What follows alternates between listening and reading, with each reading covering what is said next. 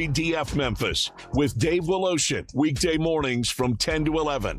It's time for Sports Time on Sports 56 and 98.5 FM. The first hour of Sports Time is brought to you by Lexus of Memphis. Here are your hosts, Brett Stats Norsworthy and Bryant Dacus.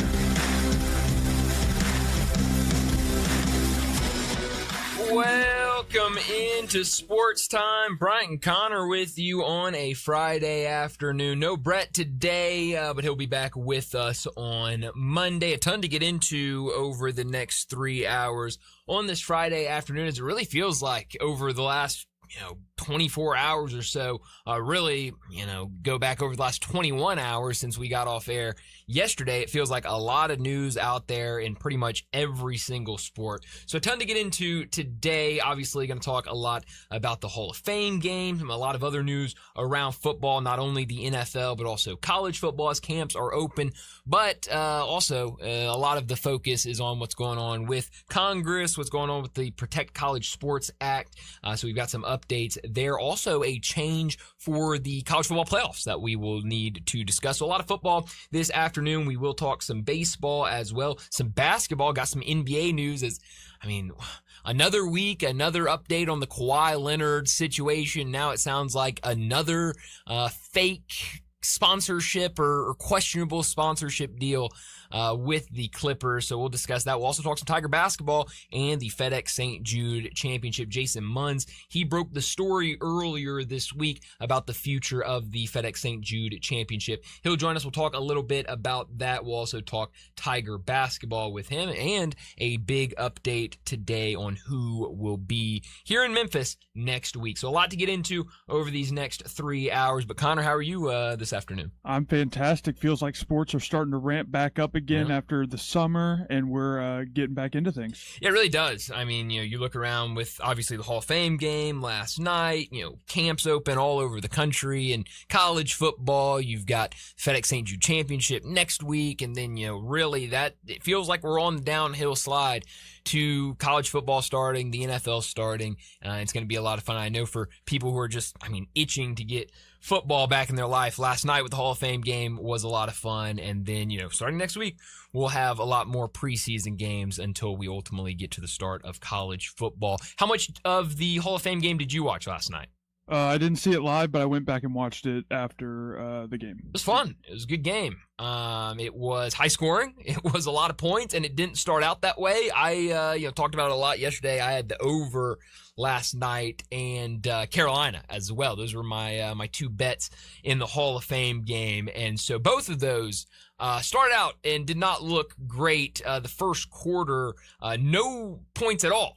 And so 0-0 after the first quarter, and I was going, okay, maybe it wasn't a smart move to back the 4 years in a row over hitting. And then really the points started stacking up throughout the rest of the game. 33-30, the final score. The Panthers win it. And really, we talked a lot yesterday about how these Hall of Fame games have been historically. They can be ugly. Obviously, you're going to see a lot of guys that you're not really familiar with, and at the drop of anything, they can just go out there and cancel it or decide we're not finishing it. We've seen weather be a factor. Brett brought up, I completely forgot, we've had the field issues in the past where it's unplayable conditions, and so they call it off. So a lot can happen at the Hall of Fame game. But last night we knew who the two starters were going to be. We knew that we would see a lot of Haynes King, who did not start but came in and played a lot for Carolina. We knew we'd see a lot of Keaton Slovis, who came in and played for Arizona. But really, the two stories of the night were the two rookie quarterbacks, Haynes King, Carson Beck. Both did a phenomenal job. Obviously, Carson Beck in the starting role made some big-time throws, had the one passing touchdown. He finished 15 for 19, 188 yards, one touchdown, no interceptions at all in the game for any quarterback.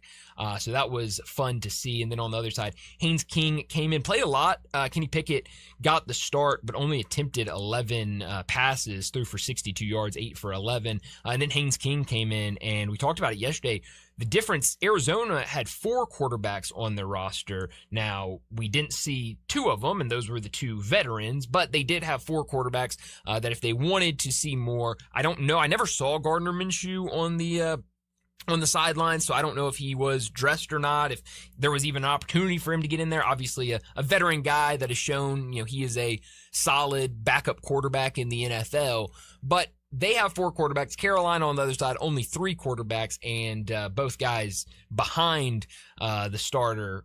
Very young and very unproven. Obviously, Kenny Pickett and then Haynes King. I thought Haynes King did a phenomenal job. 21 for 34, 180 yards, 2 touchdowns for him, and he had the game-winning touchdown run. He added 39 yards on the ground and that touchdown, and it was wild. It really was. I mean, it was 27-30. Carolina drives down. They score with, let me see if I can find on here how much time was left.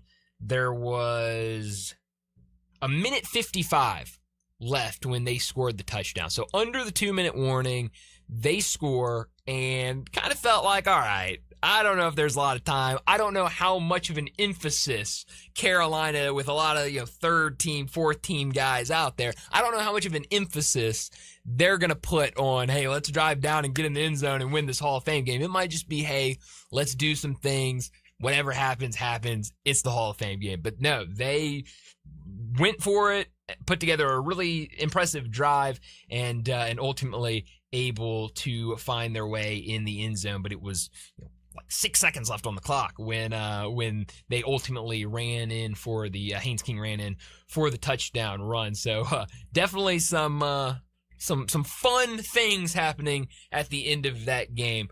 With Carolina getting the win. At the end of the day, it doesn't mean anything. I don't think either of these teams are going to be very good this year, but I know a lot of people kind of thinking back to previous Hall of Fame games thought that, hey, that was a lot of fun last night, a really fun way to kind of unofficially kick off the NFL season. And like I said, no more preseason games this weekend. We'll have the Hall of Fame ceremony on Saturday, and then next week we will have a full slate of preseason games starting on Thursday with 1, 2, 3, 4, 5, 6 preseason games on Thursday, including the Tennessee Titans against the San Francisco 49ers. We'll see how many guys are even able to play for the San Francisco 49ers by next Thursday, as they have really been dealing with the injuries. But new look Titans with their new logo, and today they unveiled their new mascot, which has gotten a lot of attention and a lot of hate. Have you seen the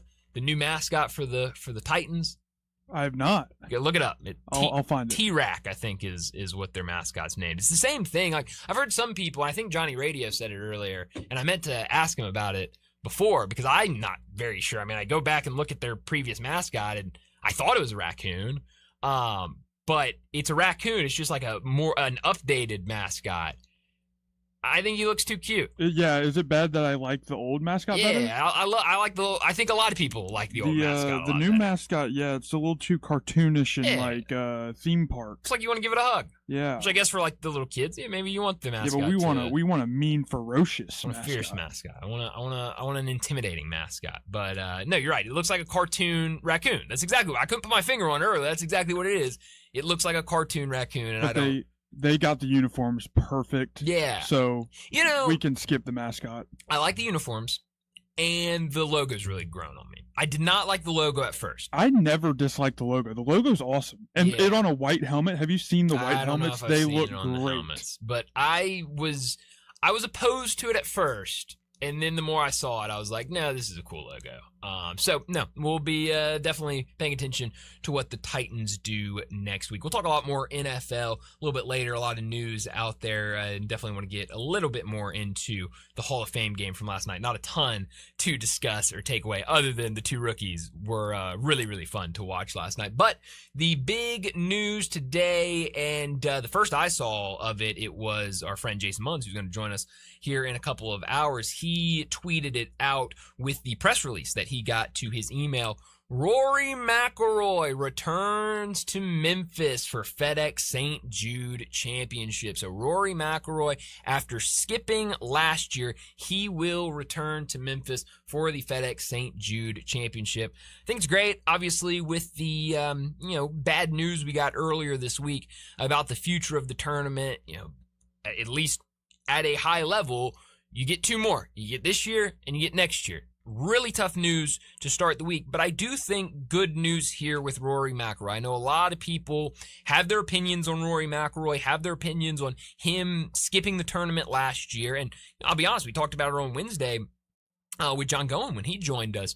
When you set that precedent of I'm not going, I know for a fact, and I've said it, I don't think Rory McIlroy is doing or did anything wrong last year by skipping Memphis. I think if you're going to be mad at anybody, I think you should be more mad at the PGA Tour than you are at Rory McIlroy, because they're the ones that set up the parameters of the playoff and of the schedule and said, hey, the top 70 play in Memphis, the top 40 play the next week, and then the top 20 or I don't know how many play in the final tournament on the PGA Tour, but it goes down from that. And so when you're Rory McIlroy, I think last year in PGA points that they follow for the breakdown, he was number 2, I think, or at least in the top 5. So, when you have that opportunity of, hey, you can miss the tournament and there's no penalty to you and you're not going to fall down that much, that's really going to affect you come the finals. And then they changed the finals to where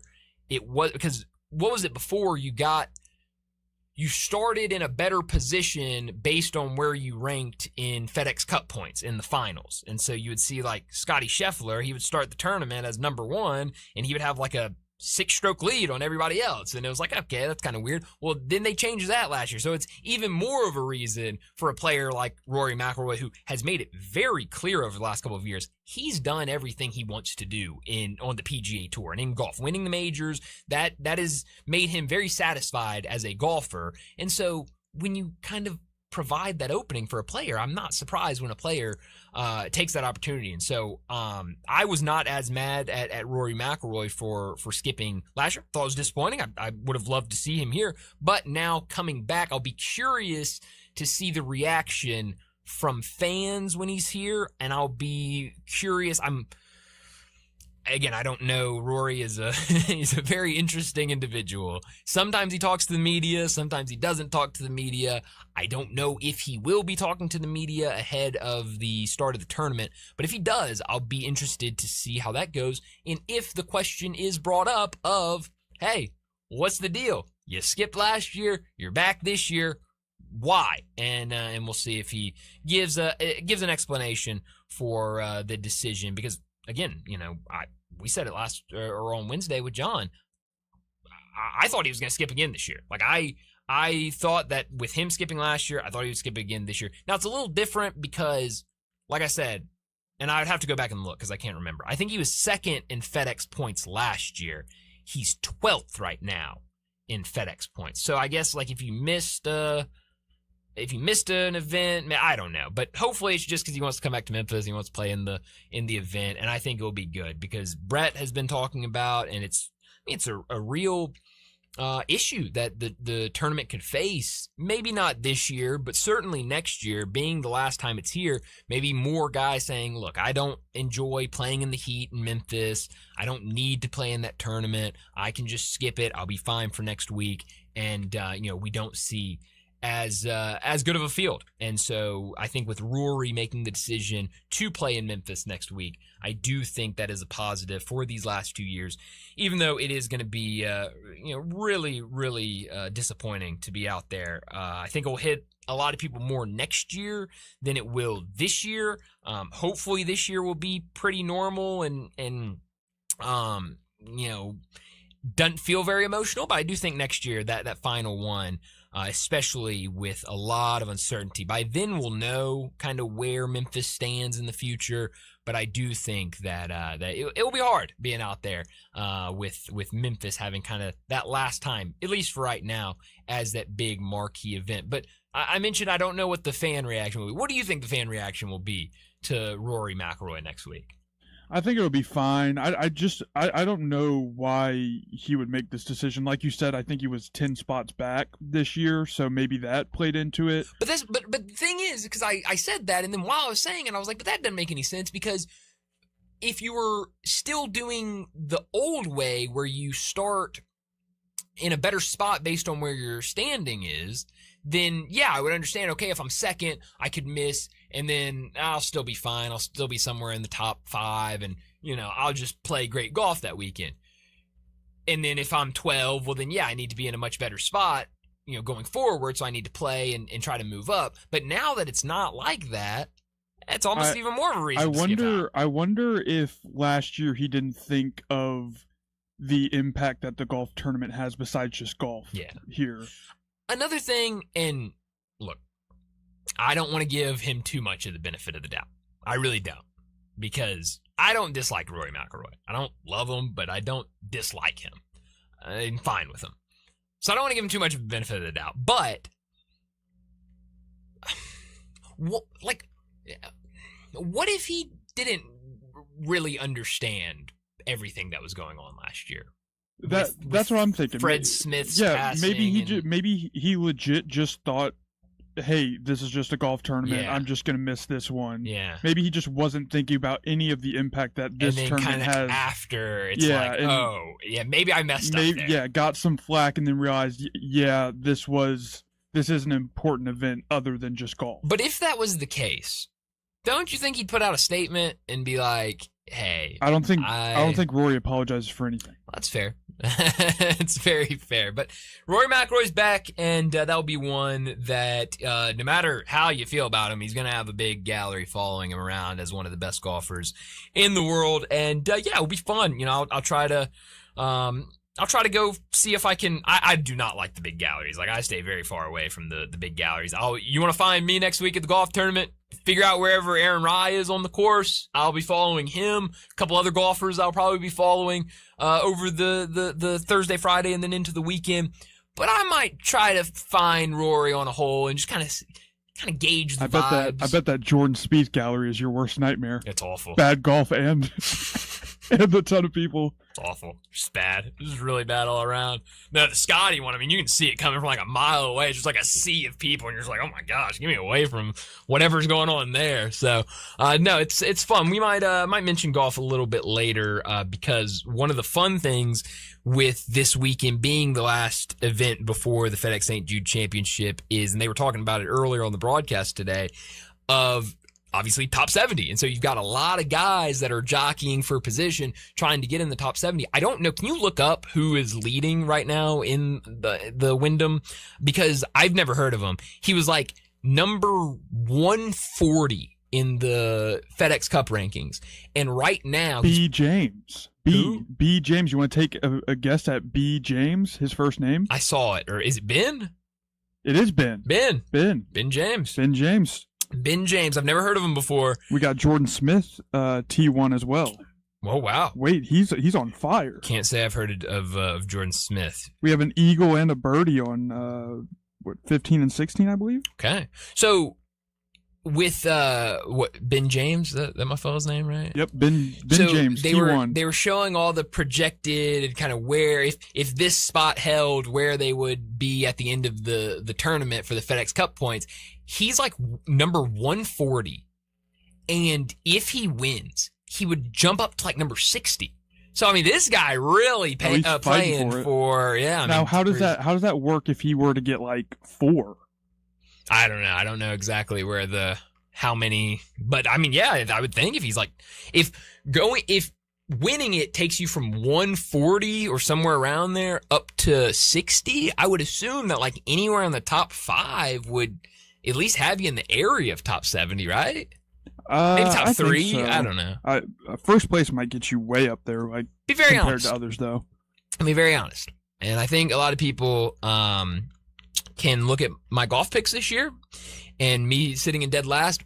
I don't really have a great handle on the FedEx Cup points. And I think how you just they like your operate. guys. I do like my guys. You like your guys, pick your guys. They're not the best. I do enjoy picking my guys. We've got a busy show this afternoon, so let me set it up before we get to top and not top story of the day. 3:30, Alan Bell from Driving the Line. He'll join us. We'll talk some wagering with him. We'll get his thoughts on what happened last night in the Hall of Fame game. We'll also get some thoughts about more NFL stuff, maybe a peek at some win totals, certainly a peek at college football win totals if he has any, and then we'll definitely talk a lot of Major League Baseball with him. 3:45, we will talk more Major League Baseball. Last night, some really interesting games as that Red Sox-White Sox game. 13 innings. Now, unfortunately, especially for Connor, it was a loss for the Chicago White Sox, but a fun game, a long game, but it was met with some good news for White Sox fans as the number 1 overall pick, Rock Chalowski, he hit his first professional home run last night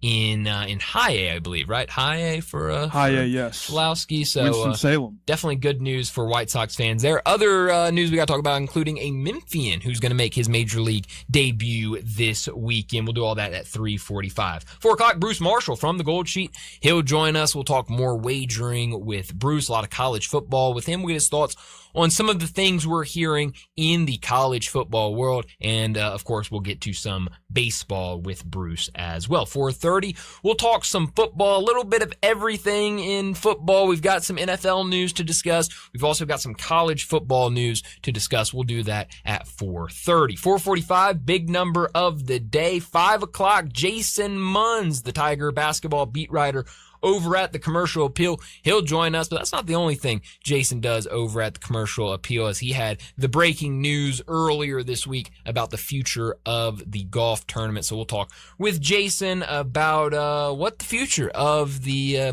FedEx St. Jude Championship is, but we will also talk a ton of Tiger basketball. It won't be too much longer before Jason is joining us every single Friday afternoon to talk Tigers. We'll do that at 5 o'clock, 5:30. Talk about what's trending, and at 5:45, we'll wrap up today's show and this week with Moe's Crunch Time. Let me remind you, we're in our Family Leisure Studios where family and fun come together. Summer, it is here. It's still here. Even though a lot of the kids are back in school, it's still time for get those backyards ready for the ultimate pool party. Above ground pools starting at $39.99, installed with in-ground pools starting at $49,999. All in-stock patio furniture is priced to move, with 5-piece patio furniture sets starting at $999. Outdoor sectionals, they're starting at $12.99 with a free umbrella and base available with select patio furniture sets. Don't forget about the hot tubs and the swim spas. Hot tubs at $34.99 with swim spas at $16,999. Special financing is available, and if you mention this ad, get $200 off any pool or spa purchase. So head out there to Family Leisure, 2120 Whitten Road, just north of I-40. We'd love for you to be a part of today's show. Hit us up at the Sissy's Log Cabin listener line, 901-360-8255. Calls or text, direct them there. Anything you got on your mind, we'd love to hear from you. Again, 901-360-8255. And as always, this first hour brought to you by our friends over at Lexus of Memphis. Brett tells you each and every afternoon about the fine folks over there at Lexus of Memphis. And this weekend, good weekend to head out there and find that nice new ride for you. But let's go ahead and get to top story of the day. Top story of the day. Well, my top story of the day, it's got to be the Hall of Fame game. A ton of fun just watching, football being played and, just getting back to things. Earlier this week, we had the first episode of Hard Knocks. Did you watch the first episode of Hard Knocks? I didn't get to it. I'm sorry. It was good. It was different. A lot of times you've got Hard Knocks where it's kind of either the bottom of the barrel team or kind of a, middle of the road team, and it's kind of, all right, we've got to build things up. This year's the Seahawks. Hasn't been the same since the Lions Hard Knocks. Well, that's fair. But yeah, now we're starting with ring ceremonies, and it was just it was different, but it was a nice first episode for Hard Knocks. Last night we did have the Hall of Fame game, and it was the quarterbacks that lit it up and became the story of the game. Some of those throws that were made by Carson Beck last night, really, really impressive. impressive stuff. I think we have this conversation about Carson Beck a lot, and they're showing his highlights right now on ESPN. I mean, just putting it like right where it needs to be. I mean, an inch off one way or the other, and it's incomplete, maybe even intercepted. And instead, he's getting all these completions. But it feels like Carson Beck's college career was so interesting, I guess you could say, that it feels like we all kind of labeled him as a certain type of quarterback. And then last year when he was at Miami, we're like, it's Carson Beck. Like, he's an okay quarterback. That's about it. And then he leads Miami to the national championship where they ultimately lose to Indiana. And now we're like, okay, well, he's with the Cardinals now, but he's not going to see any playing time. He's going to be the third string and, career backup. And he goes out there in the Hall of Fame game. Again, not that the Hall of Fame means anything, but for the first look at him in an NFL uniform, it looked really, really good. Haynes King, the other story, he had the game-winning touchdown, came in, looked really, really nice after his career at Georgia Tech. I do think that's a guy, I know Brett's brought it up, guy that can really stick in the NFL. It might not be with the Panthers, it might not even be as a starter, but I do think he has the makings of an NFL career somewhere in a quarterback room. Speaking of Hard Knocks, Bam Knight, he was on the Hard Knocks a couple years ago with the Jets. Now with the Arizona Cardinals, he led Arizona with 60 yards. I don't remember them calling him Bam on Hard Knocks. I just remember Zonovan Knight back there. Yeah, I think Bam came the year after. So. I think so, because when I saw that, I was like, Bam Knight. I know that name. Or maybe just on a show, they have to be... tell him who he really is. Yeah, real name. Yeah, I don't know. But it was a lot of fun last night with Hall of Fame game. My top story is also the Hall of Fame game. Went about as perfect as a Hall of Fame game can go. Honestly, debatably more entertaining than the Super Bowl. And also, I brought it up last week. I asked you, is there a world where Carson Beck could start in multiple games this season? Right now, I see that as a great possibility. Just need to get him in a new number. I still don't know. What number was he wearing last 19. night? 19. I don't like 19. The only problem is you still have Jacoby Brissett, which we'll see whatever happens there. At the end of the day, I think Jacoby Brissett will play for whatever type of money that they give him. Yeah, but at what point do you just... But they also have Gardner Minshew. It's Jacoby I don't know. I think it's just hey, if he's showing out in practice, he's what? Anything could happen. He's 23, 24. Yeah, it's the Arizona Cardinals. At the end of the day, they're not going to win. They're not winning. Give him a shot. Yeah. Give him a shot. I wouldn't be surprised. Not top story of the day. Yeah, that was where you're supposed to play the not top story. I had it too low. I messed up, Happens. One mistake. It happens. My not top story of the day, and it's probably where I'll be beaming to in a couple of hours, but tomorrow, Fan Fest for the Memphis football team. A first look for fans at this Tigers team. This is the event that was supposed to take place as the quote-unquote spring game, as we've seen the last couple of years, and certainly how it was made to be and kind of put out there back in the spring of, going to be just kind of a practice in front of fans where they can get the first look at the team instead of more of a traditional spring game that we've seen in the past. But that was rained out back in the spring. Now they're making it up tomorrow, and I think going to be a lot of fun for a lot of fans. I mean, you can go out there, you need the roster printed out in your hands to try to learn who who most of these guys are out there on the field. So a good opportunity for the fans to get out there, not only see the new team, but also see Simmons Bank Liberty Stadium after all of the work that's been done over the last couple of years now. So definitely a lot of excitement. Also, I believe the first 1,500 fans that get in there get a jersey that is got the FedEx patch on it and everything. So going to be a fun day tomorrow afternoon at Simmons Bank Liberty Stadium. My not top story of the day. The running backs got paid. We talked about it a little bit yesterday, but Bijan, Jonathan Taylor, and Jahmyr Gibbs all got paid. And this is so exciting and shocking because of the running back squeeze in 2023-ish, where Jonathan Taylor was in the middle of that, where they weren't paying running backs, and all thanks to Saquon Barkley, who had that amazing run and won the Super Bowl basically by himself. He was doing it all.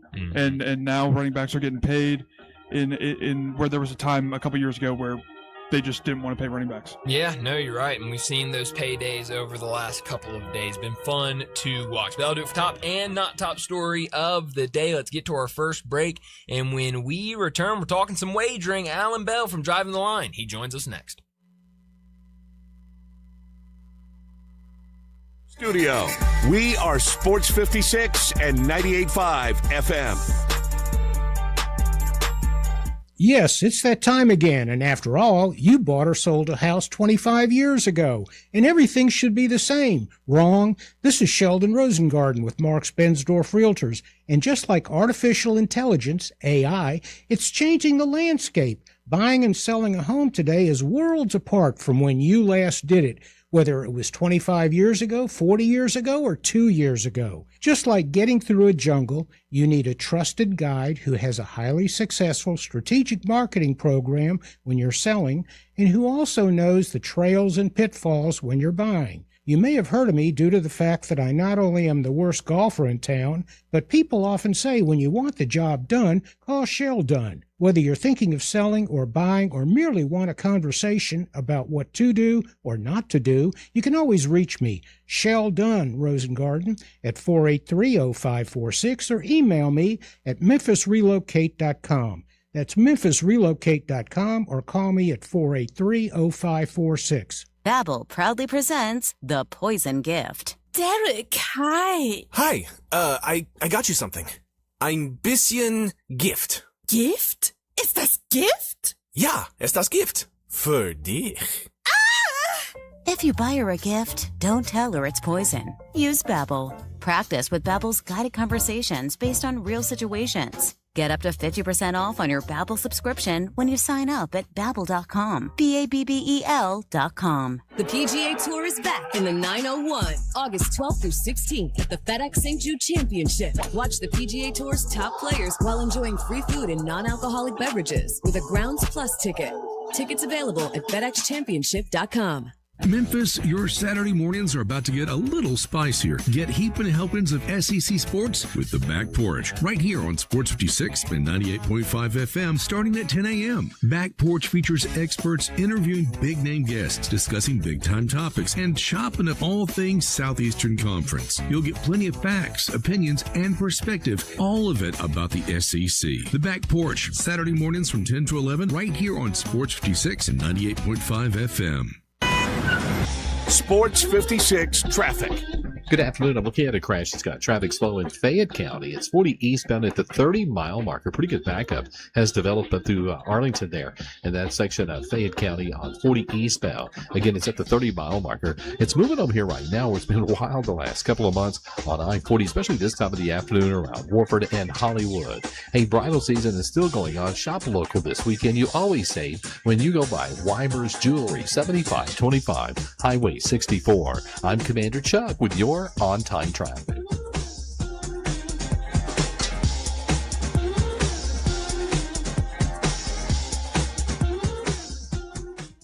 Now back to Sports Time on Sports 56 and 98.5 FM. This hour is brought to you by Lexus of Memphis. Here are your hosts, Brett Stats Norsworthy and Bryant Dacus.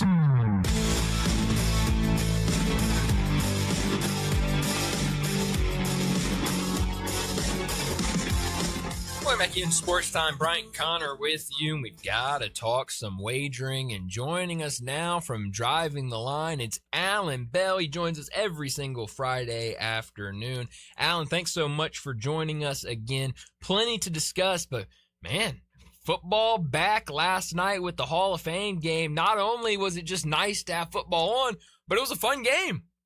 It was a fun game, man. First off, appreciate you having me back. And yeah, dude, we hit an over. We had by halftime. Yeah, we saw points. That was nice, man.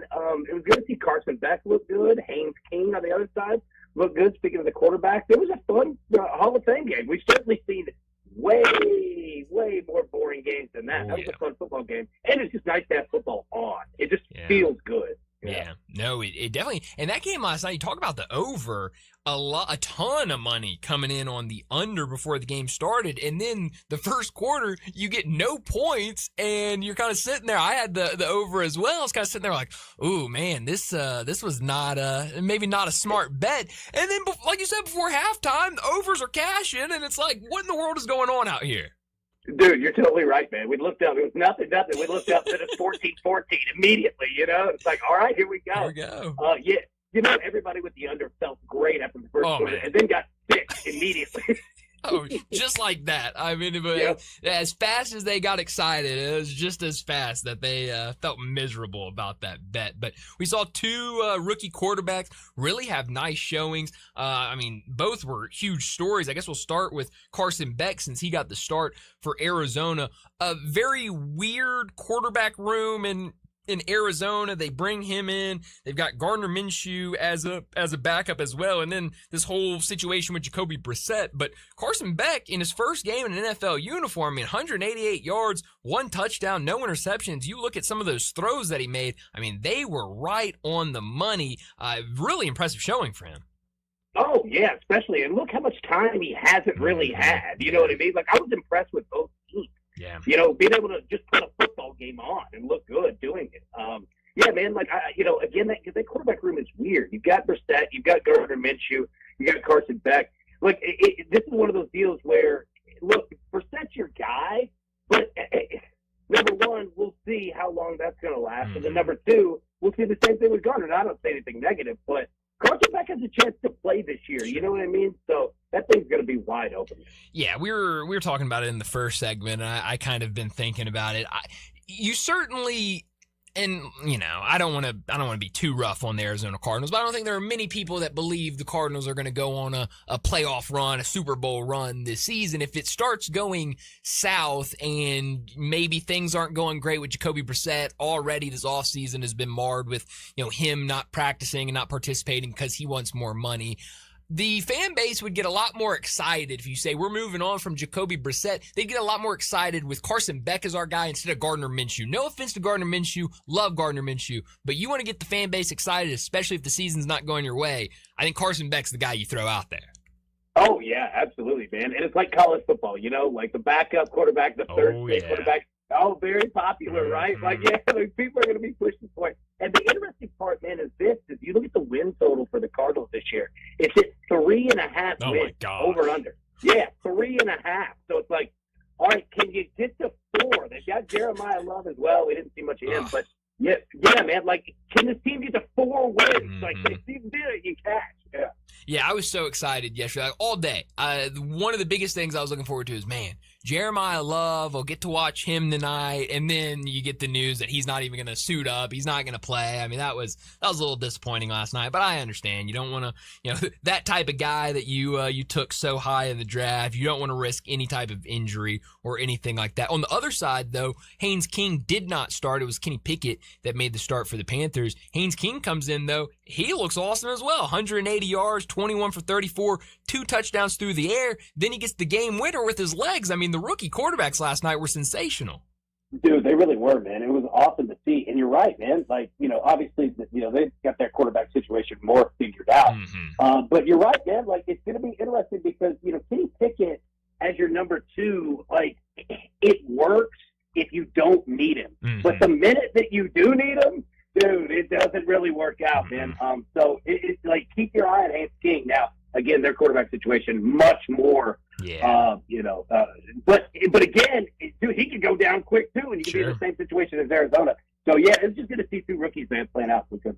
Yeah, and I mean, it really feels like, you know, kind of as we're talking about it, it feels like 2 kind of similar positions for these 2 rookie quarterbacks where you've got, you know, a backup in front of you that might be a little more expendable, maybe not the guy that the team really wants to look at as the future backup or a future quarterback in the organization. And so you could definitely see those guys move up. Certainly for Carson Beck, you could see real playing time this year. Haynes King, I definitely think if something crazy happens, you know, an injury or something like that, I definitely think you could see Haynes King go out there. I think the Panthers would be pretty confident with him out there as their backup quarterback. So a lot of fun there. But, you know, this starts preseason. You know, no more games this weekend, but we'll have you know, preseason really starting next week.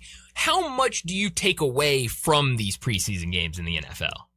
Man, that's a great question. And you've got to take it team by team and just kind of see where the team is getting better from where they were last year, right? Like, we could use the Tennessee Titans, you know, locally as an example, right? Like, you want to see, first, how much time, you know, are you going to get from the starters? But what's it going to look like with the new coaching staff, right? Like, what does the defense look like? It's tough, man, but I'll say this. Don't fall in love with what you see in the preseason, because a lot of it is smoke and mirrors, man. A lot of it, you know. So I try not to take too much, but especially, speaking to everybody, your team who you're a fan of, you can certainly start to see the progress or, regress. Unfortunately, on one side, yeah. Yeah, no, I definitely agree with you there. You mentioned the Titans. I don't know if I should say I'm surprised, but there's been a lot of uproar about the new mascot. What have you heard about this new mascot that the Titans, or I guess rebranding of the mascot that the Titans threw out there this morning? Yeah, well, I can tell you this. I used to work in the office of the mascot. That's for the right. Tennessee Titans. Yep, 100%. I can tell you all about it now. The new T-Rack suit that he has, it's different. It's not a huge difference, but it looks a little more kind of cartoonish, and I don't say that negatively, but it looks more artistically drawn than what you've seen previously. So if anybody hasn't seen that, go check it out. But things are getting interesting in the marketing department when the mascots get a new look, right? Like that's when the team is like, all right, we're all new, all fresh, new stadium next year. Yeah, it makes sense. Yeah, everything new. Now, okay, so you're the perfect person to ask because I am not super well versed on all of the NFL mascots in terms of kind of the caricatures in the suits. T-Rack has always been a raccoon, right? Because I've heard some people say today, like, why in the world are the Titans making their mascot a raccoon? Has T-Rack always been a raccoon?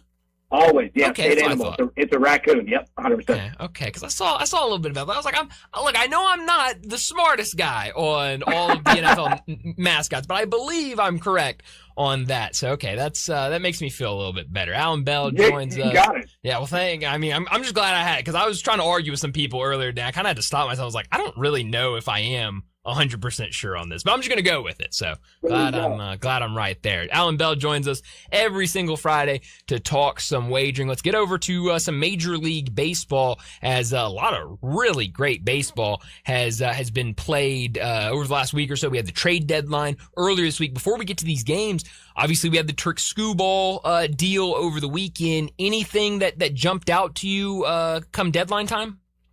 Yeah, the Dodgers are apparently trying to go win a World Series this year. Surprise. Look, man, it was a fun, trade deadline, hot stove, all of that. I was interested to see the St. Louis Cardinals holding still. I like that. They've done really well in the draft the last few years. They're keeping their young guys. They didn't trade it away. They think that they can win some games, and I'm right there with them. The biggest thing really is the Dodgers and the money they spend, and I'm pretty sure that we're going to have a lockout at some point, unless they put in a full hard salary cap. Because when the Yankees and the Red Sox are saying we don't have the money to compete, we got a problem. Yeah. It felt like the moment that trade with Trick Skubal to the Dodgers got out there, it felt like that was kind of all the confirmation you needed that, all right, we're moving to a lockout, which is very unfortunate to see. All right, looking at the slate tonight, some fun matchups. What catches your eye?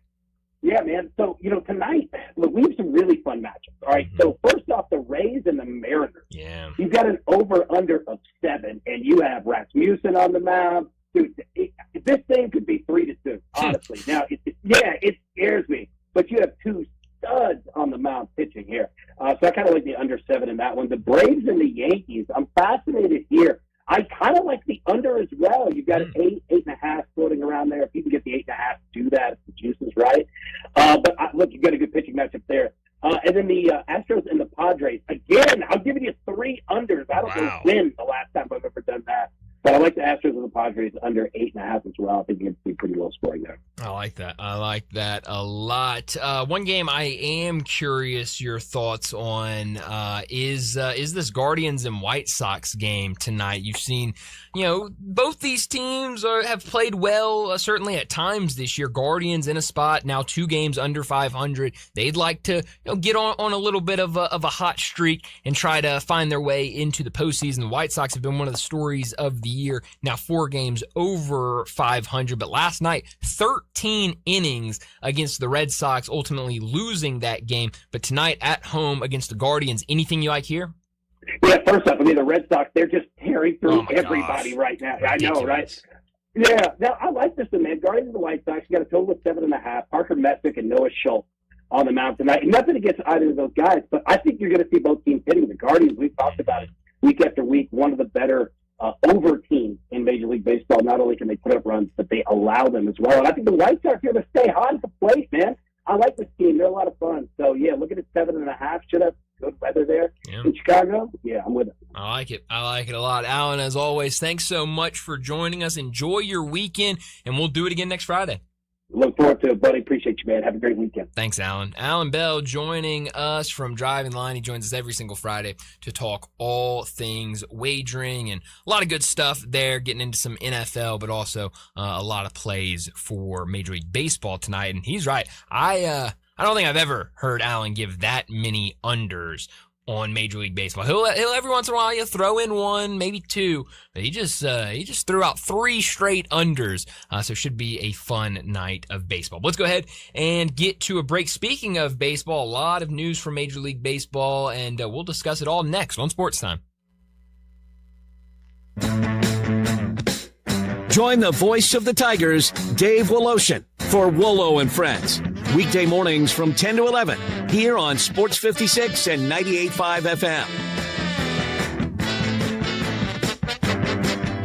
Napa Cafe celebrates 28 years in 2026. Hi, I'm Glenda Hastings, owner of Napa Cafe, and I want to thank you for making us part of your dining experiences. Treat yourself tonight with a delightful dinner. Maybe start with an appetizer like our baked sweet peculiar peppers stuffed with goat cheese and mozzarella, finished with basil pistou, and move on to one of our cozy dishes like the double chocolate stout braised boneless beef short ribs with tonkatsu sauce and creamy mashed potatoes. Or a fresh seafood dish like our pan-roasted ginger-buttered sea bass with cilantro soy vinaigrette. I get hungry just talking about it. Don't forget about dessert, our famous sweet buttermilk pie with brown sugar sauce, or drink your dessert with one of our signature dessert cocktails like the lemon cheesecake martini, lemony, icy, frothy, and dusted with graham cracker crumbs. Napa Cafe, open Wednesday through Saturday for dinner starting at 5 o'clock. For reservations, visit our website at napacafe.com. We can't wait to serve you. Come join in and celebrate 28 years of Napa Cafe in 2026. Hi, this is Troy Fiveash, owner of Fiveash Roof Services. I wanted to take a minute and discuss advertising with you. There are so many websites that list the best service provider in your area. Even the BBB has an accredited list. You know the one thing they all have in common? A company like mine has to pay to get on that list. So that begs the question, can those lists be trusted? You know what can be trusted? History. We've been around for almost 30 years providing customers with the best service and the best products that we possibly can. So if you need a roof, siding, or gutters, give us a call. We'll come talk to you and let you decide for yourself whether or not we know what we're talking about. Fiveash Roof Services. Best products, best warranties, and in many cases, the best price. We're fair, honest, and ethical. 367-0050 or memphisroofer.com. 367-0050 or memphisroofer.com. Fiveash Roofing, it's what we do. We're here for you. To make exercise a habit, find something you enjoy, like shopping. It counts as a workout when it's Kohl's Active Sale. Get 20% off across the store and 25% off top active brands that'll have you feeling your best. Adding to your cart is pretty much cardio, right? Find out at Kohl's. Select styles. 25% offer ends August 15th. 20% offer ends August 16th. Exclusions apply. See store or Kohls.com for details.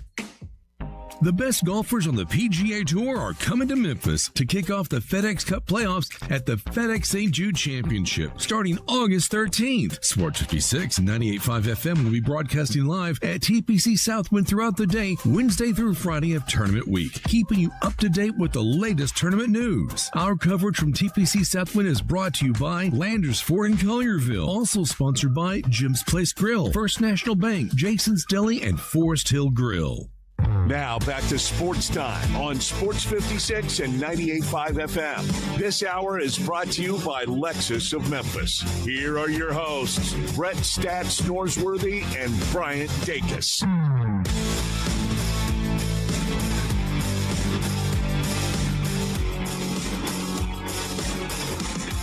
Welcome back into Sports Time. Brian Connor with you as we got to talk some Major League Baseball. And fun day today, at least a fun weekend in Minnesota for a Memphian, as it was announced earlier today that Kalen Culpepper has been promoted to the Minnesota Twins from their AAA organization in St. Paul. He'll make his debut at some point this weekend for the Twins. They have not posted their roster just quite yet for tonight's game in Milwaukee, so not sure if he'll be out there tonight or if he'll be tomorrow, since it was reported this morning.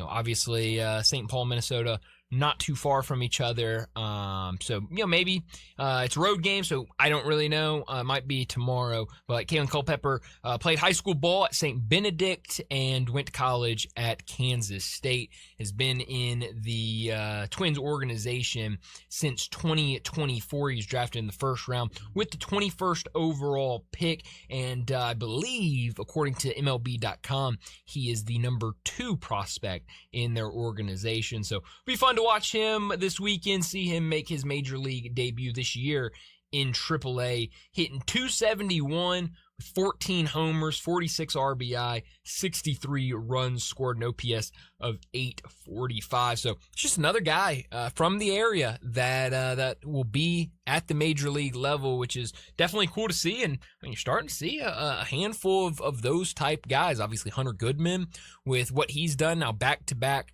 All-Star, and was a big name around the trade deadline. Brent Rooker and what he's been doing over with the Athletics. So definitely a lot of fun. There's a couple more out there as well, but definitely cool to see somebody from the area getting up to the highest level of baseball. Speaking of the Athletics, I think I saw that the Athletics have fired their general manager.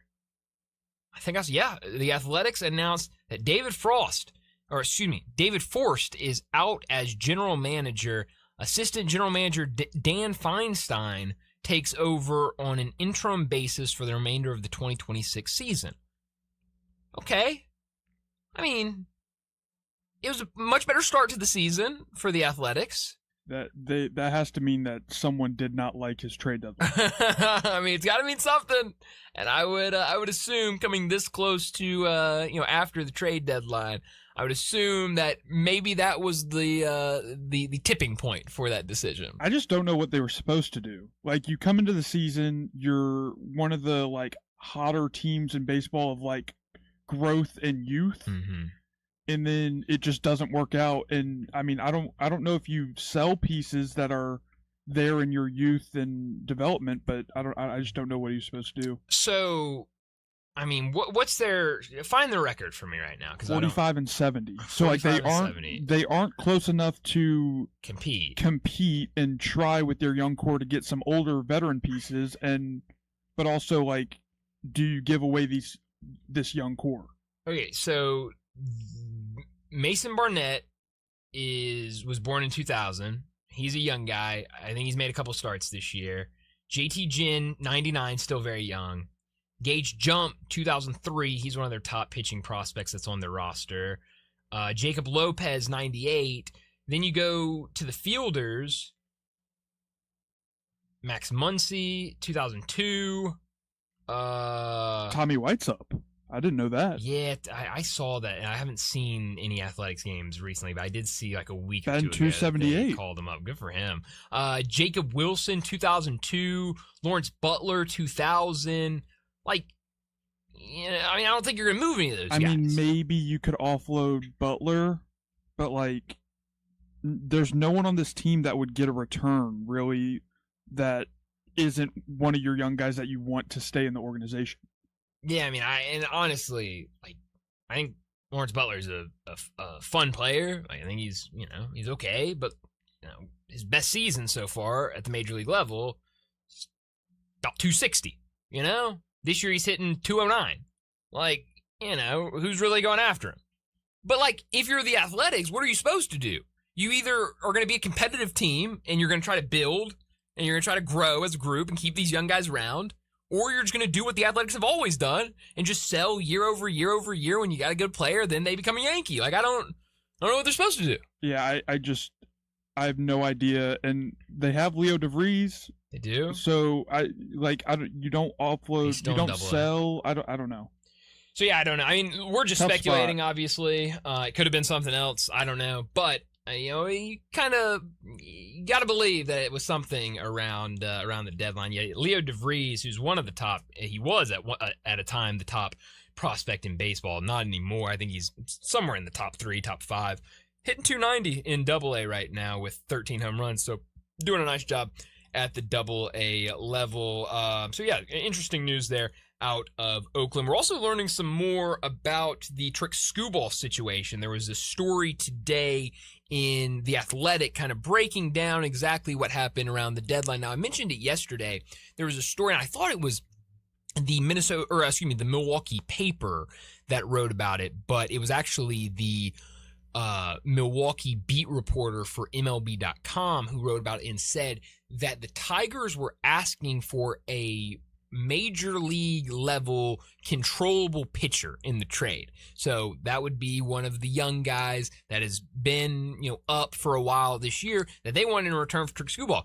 Milwaukee said, absolutely not. We're not giving away one of our young pitchers for a guy that's going to be here for about 3 months and then he's going to hit the open market. That was the same for Jesus Mate, who's the top prospect in baseball. They said, we're not touching Jesus Mate. But according to this story out of The Athletic earlier today, the Brewers gave the Tigers multiple paths to consider. And so it was a couple different options, a couple different prospects in there, but it all centered around prospects. They offered the same amount, 3 prospects. But, I guess the Tigers thought that the offer from the Dodgers was a little better. There's been kind of argument and discourse about whose offer was actually better. I think there was some talk yesterday about, with them asking for a controllable pitcher, did they ask for a different price point from Milwaukee than what they asked for from the Dodgers? But some other things we learned, Braves were never close to a deal for Skubal, but, quote, made virtually all of their young players available, including righties A.J. Smith-Shawver and J.R. Ritchie.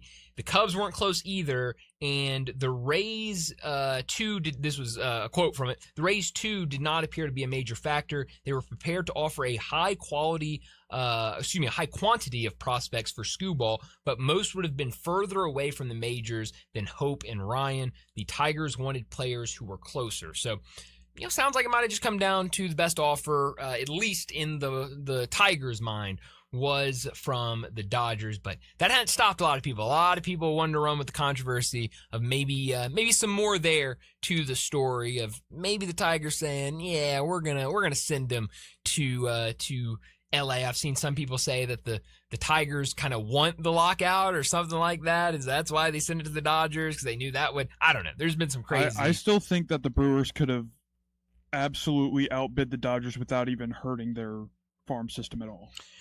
Yeah, I mean, I think they probably could have, but, we talked about it yesterday. It's kind of that fine line between how much is too much to give up if you don't really feel like you have a great chance to sign him in free agency.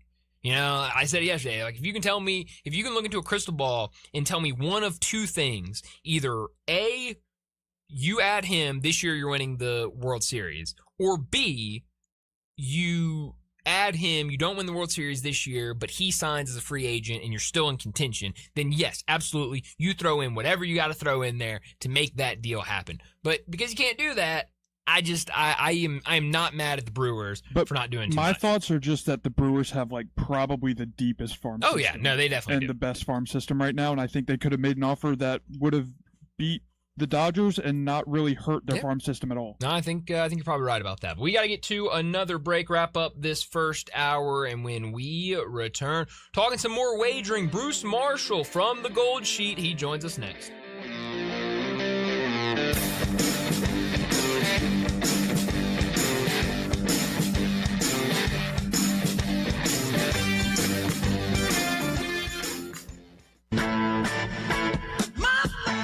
Start your day with Sports 56 Mornings with Greg Gaston and Eli Savoy. Weekday mornings from 7 to 10, right here on Sports 56 and 98.5 FM. It's time for the FedEx St. Jude Golf Tournament, which means it's time to celebrate at Half Shell and Forest Hill Grill. Both restaurants are teaming up all tournament week long with happy hour, food and drink specials, and giveaways all day long. After a hot day watching the golf tournament, come to Half Shell or Forest Hill Grill. Always generous portions and pours. Enjoy local draft beers, favorite beverages, and happy hour Monday through Friday from 3 to 6. Everyone is a regular here.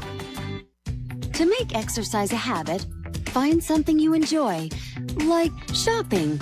It counts as a workout when it's Kohl's Active Sale. Get 20% off across the store and 25% off top active brands that'll have you feeling your best. Adding to your cart is pretty much cardio, right? Find out at Kohl's. Select styles. 25% offer ends August 15th. 20% offer ends August 16th. Exclusions apply. See store or kohls.com for details. Babbel proudly presents The Poison Gift. Derek, hi. Hi, I got you something. Ein bisschen Gift. Gift? Ist das Gift? Ja, ist das Gift. Für dich. If you buy her a gift, don't tell her it's poison. Use Babbel. Practice with Babbel's guided conversations based on real situations. Get up to 50% off on your Babbel subscription when you sign up at Babbel.com. Babbel.com. It's time to get your backyard ready for the ultimate pool party with a little help from Family Leisure. If you've been sitting on the fence about taking the plunge with a pool, now's the time to take the dive. You want an above-ground pool? Done. Starting at $39.99, and that's with installation. You want an in-ground pool? Take your pick. They start at under $50,000. Accessorize that pool with a patio furniture set starting at just $9.99. Outdoor sectionals? They start at $12.99.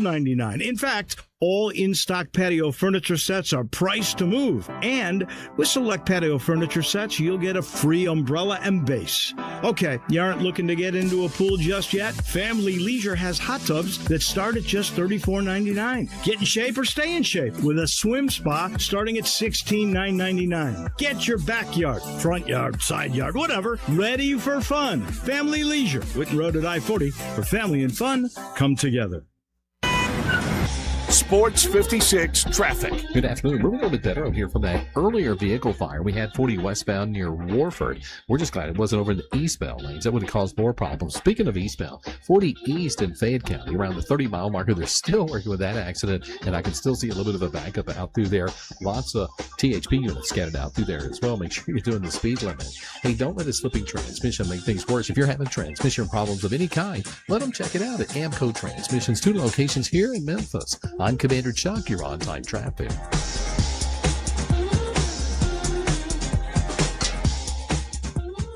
We are Sports 56, WHBQ Memphis, and W253DF Memphis with Greg Gaston and Eli Savoy. Weekday mornings from 7 to 10. Now back to Sports Time on Sports 56 and 98.5 FM. This hour brought to you by Landers Ford in Collierville. Here once again are Brett Norsworthy and Bryant Dacus.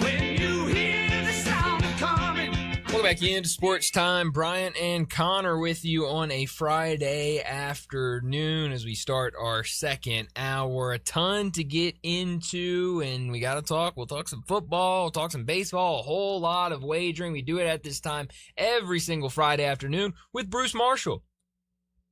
Joining the guys every Friday is college football historian and Vegas legend Bruce Marshall from Vegas Insiders, CBS Sports, and his own website, bamsports.net. With over 30 years on Memphis radio, with handicapping and sports talk, here's Bruce Marshall with Bryant and Brett.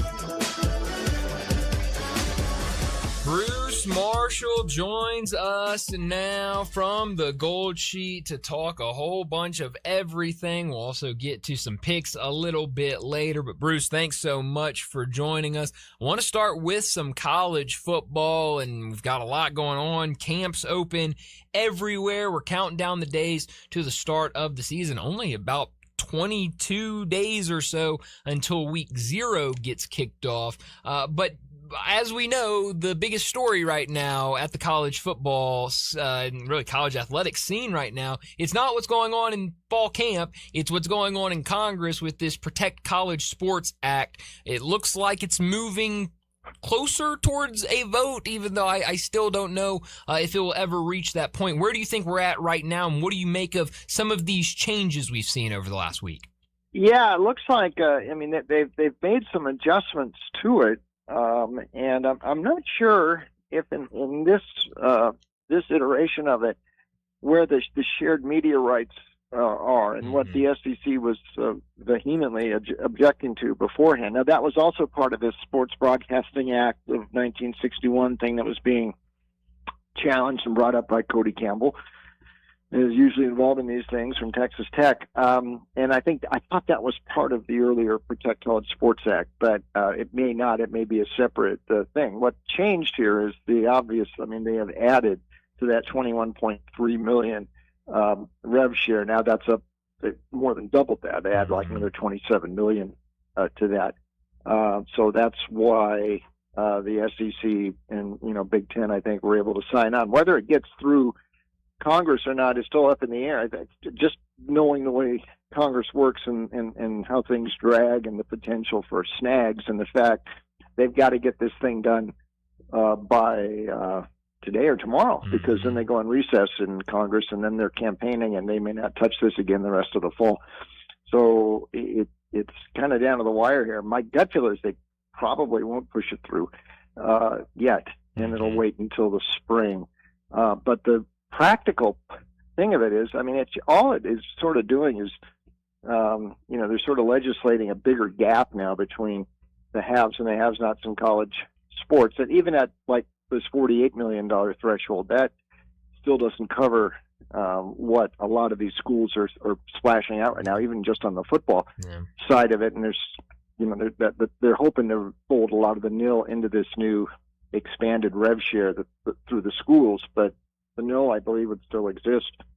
And there's only two group of 6 schools that have even committed to that $21.3 million. Memphis is one of them. Yeah. South Florida is the other.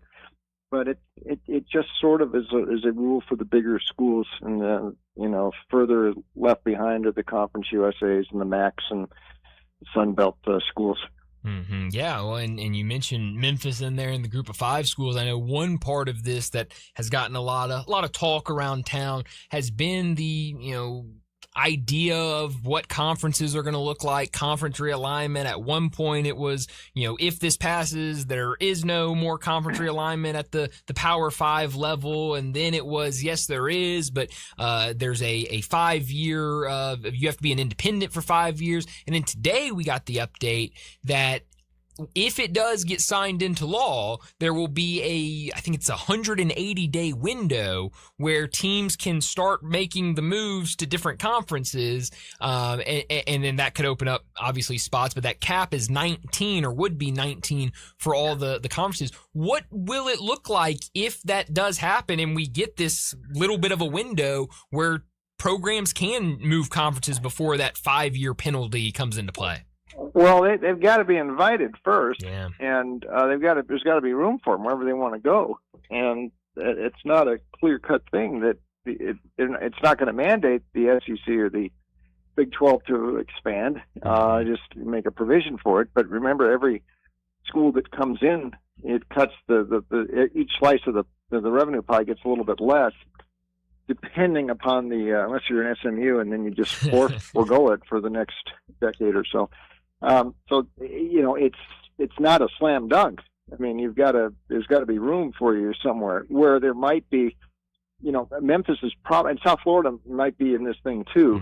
The Big 12, the ACC, that would seem to be potentially landing spots for Memphis. I know UNLV out here thinks they might have a shot to get into the Big 12, but that's still, they got to be invited first, and there's no guarantee that the conferences are going to want to expand. So we'll see. Yeah, no, it's a really, really good question. I want to kind of start talking a little bit about win totals as we get closer to the season. You're out there in Vegas. You just mentioned UNLV. Have you taken a look at this UNLV team from a win total standpoint? It seems like a lot of people think Dan Mullen's team could be right there in the mix for a spot in the college football playoffs.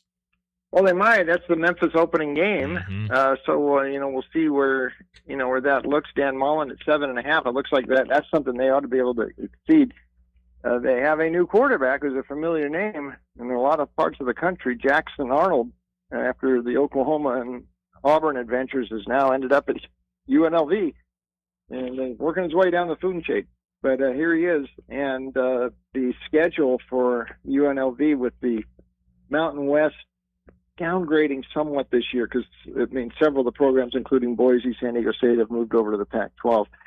So it looks like there's a chance they could do it. They still have Cal on the schedule, I believe, this year at for UNLV. But I would think they could probably clear that 7.5. And it's sort of, we've mentioned this before. I mean, the school would not mind at all if Dan Mullen got hired away because that would trigger a buyout, which they're kind of counting on to help fund a lot of this athletic department. And that's what happened with Barry Odom a couple of years ago when he moved to Purdue.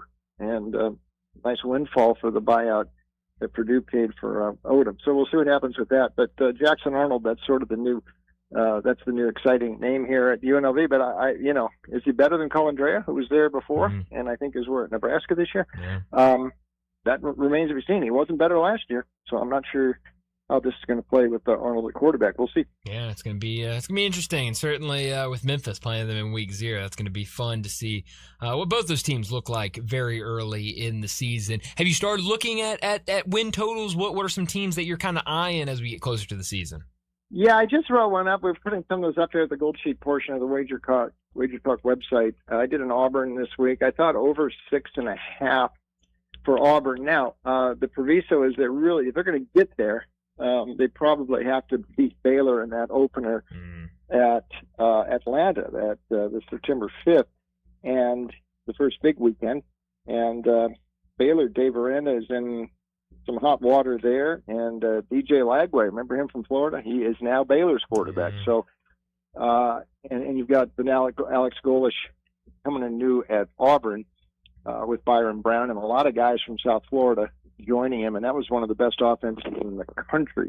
So if Auburn can win that one, they're going to need to put some wins in the satchel. There's a chance they could open up 4-0. Southern Miss, Florida, Vanderbilt come after that. Then it gets tough. Road games, Tennessee, Georgia, Ole Miss, and Alabama later in the schedule. So that's going to be pretty tough. But they were pretty close last year. They had, 6 losses by 1 score, 2 of those in overtime. And another one, they lost by 10 to Georgia, misleading. I mean, that was the game where that referee call which was botched at the end of the first half. Auburn would have had a 17-0 lead.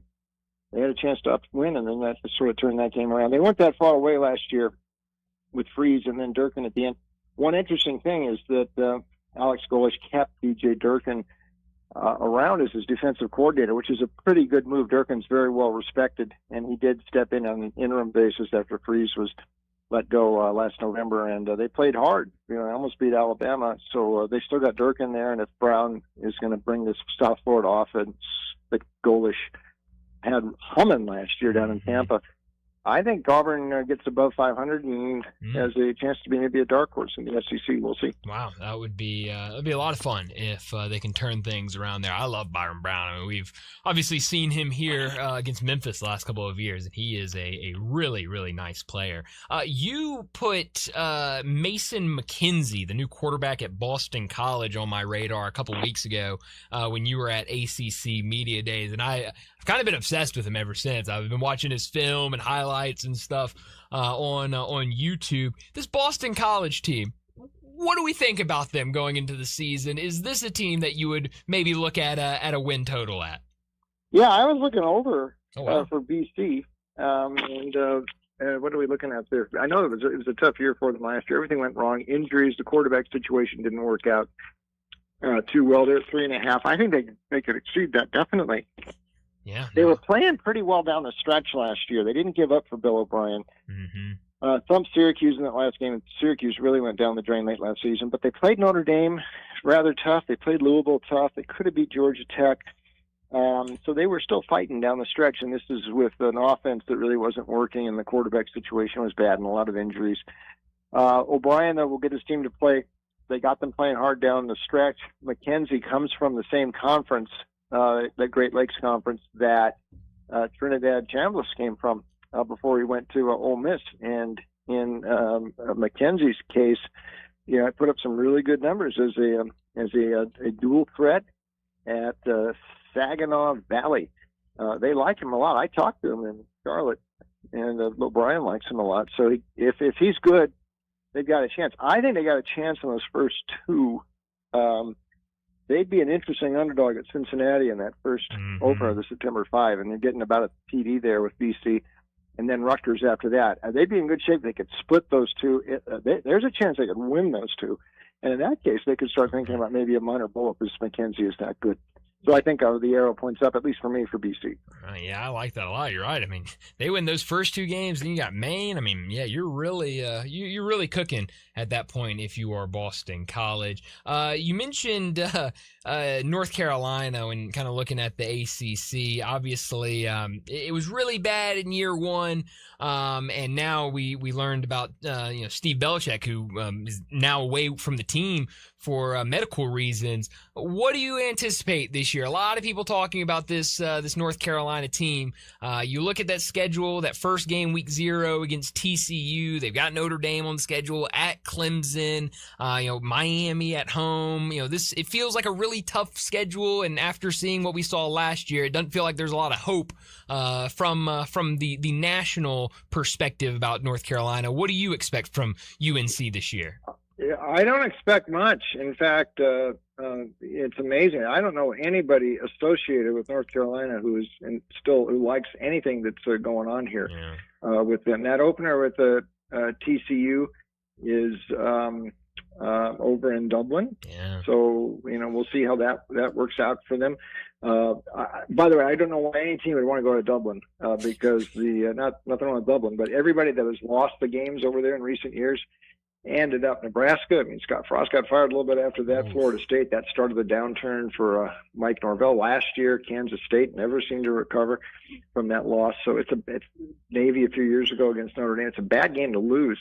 So we will see. But I don't know the Michael Lombardi situation bad. North Carolina being on administrative leave here. Now Steve Belichick has to step away. His dad's going to probably run the defense anyway.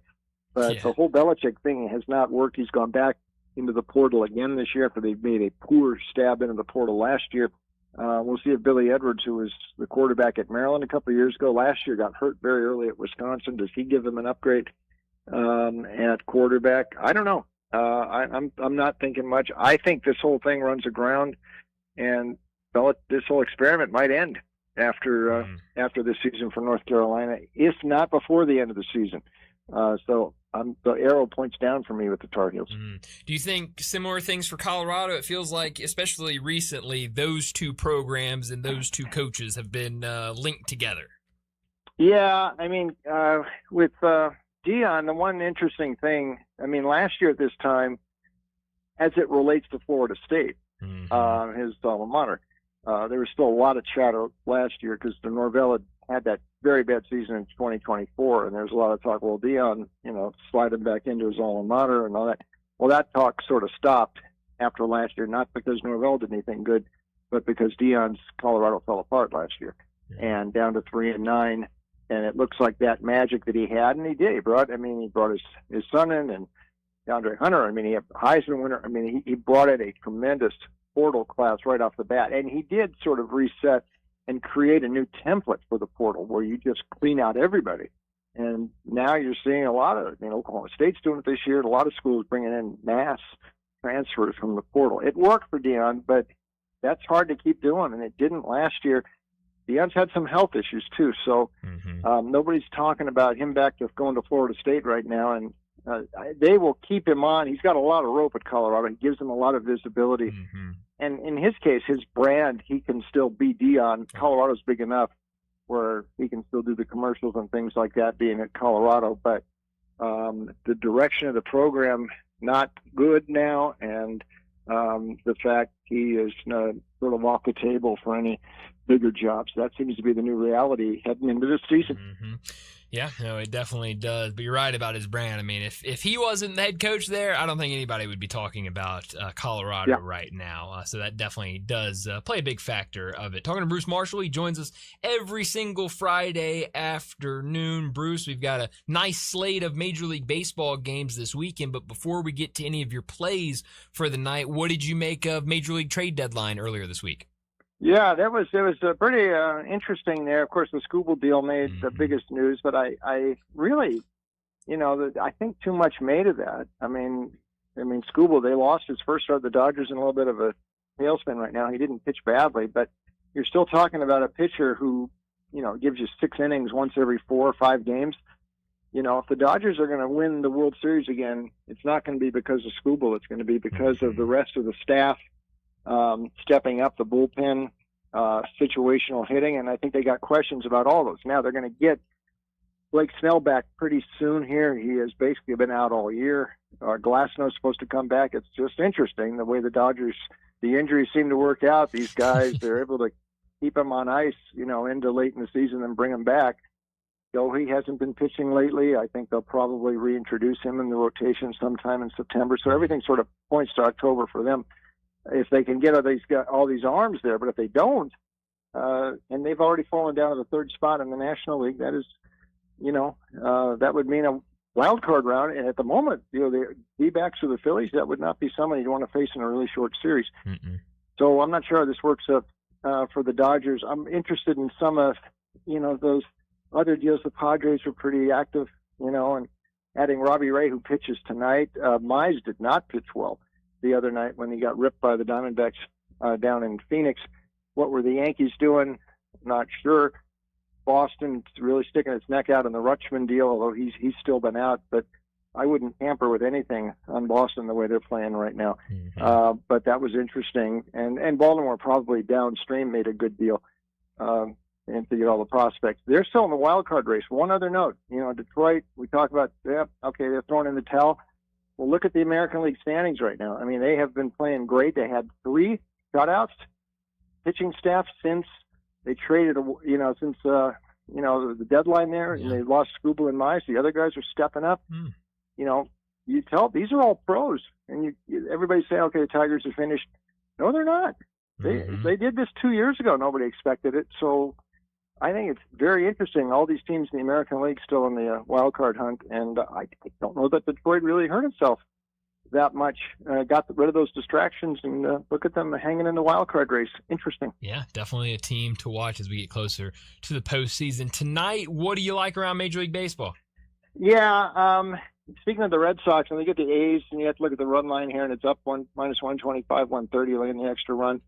But you almost have to do it. I mean, they're 31-5, their last 36. That game last night was incredible. They came back 5 times against the White Sox. Ranger Suarez did not help them last night. So Chad Tracy had to go to the bullpen early and often, but they still came back and won. They are scoring runs in bunches. The other side, the A's, on a 7-32 slump. They just dismissed their GM today. Now, he wasn't going to be coming to Las Vegas with them anyway, but David Forst, but it was thought he would be sort of stewarding this transition period in Sacramento. They collapsed so badly that, he's now out. So it's a bad situation with the A's. That Perkins has not pitched well. And now you're just laying an extra run with Boston tonight, minus 130. I would do it there. Tampa Bay has got to pick them with the Seattle. We mentioned Seattle struggling here. Dan Wilson. I don't know. I mean, listen, if John Tortorella is available like he was for the Vegas Golden Knights to get hired right before the playoffs start, maybe the Mariners ought to hire Tortorella. Just anything to take it up, because they are not, this is embarrassing, and they just can't seem to get it together. Tampa Bay, Rasmussen comes in, very hot pitcher, and extremely good since the All-Star break especially, and Gilbert struggled the other way, so Tampa Bay at even money. Interesting. One more, maybe Kyle Leahy and the Cardinals, they're back in the race. I mean, they won 2 or 3 at Yankee Stadium. They're only 3.5 out in the NL wild card, a couple teams to hurdle, but the fact Arizona, the last wild card in the NL, plays the Dodgers this weekend, I mean, that's a risky series for Arizona. Here's a chance for the Cardinals to make some hay. They've got Colorado coming in, worst road record in the league. Kyle Leahy has been maybe the best National League pitcher the last month and a half. 1.21 ERA. Now he sometimes does not get run support, so that's a worry. But tonight, and that's the last 3 starts. In fact, the Cardinals have lost. Not Leahy's fault; they just haven't scored. But Ryan Feltner is really struggling for Colorado now. 8.74 ERA since July 1. If the Cardinals can't score tonight, they're never going to score runs, so I might look run line with them. And in that case, you're getting about a plus 130 or so. I love it. I love it. Some really fun games and definitely some fun plays for tonight. Bruce, before we let you go, where can we find more of you?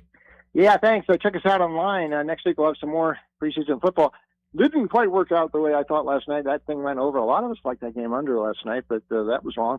But just one down. We got more preseason next week. And Major League Baseball on a 5-1 run. We are plus 101% return since mid-April in my baseball picks, so they're going really well. Find them at wagertalk.com. You can also find them at Picks and Parlays, winnersandwhiners.com under the wagertalk.com umbrella. Bruce, as always, thanks so much for joining us. Enjoy the weekend, and we'll talk to you again next Friday.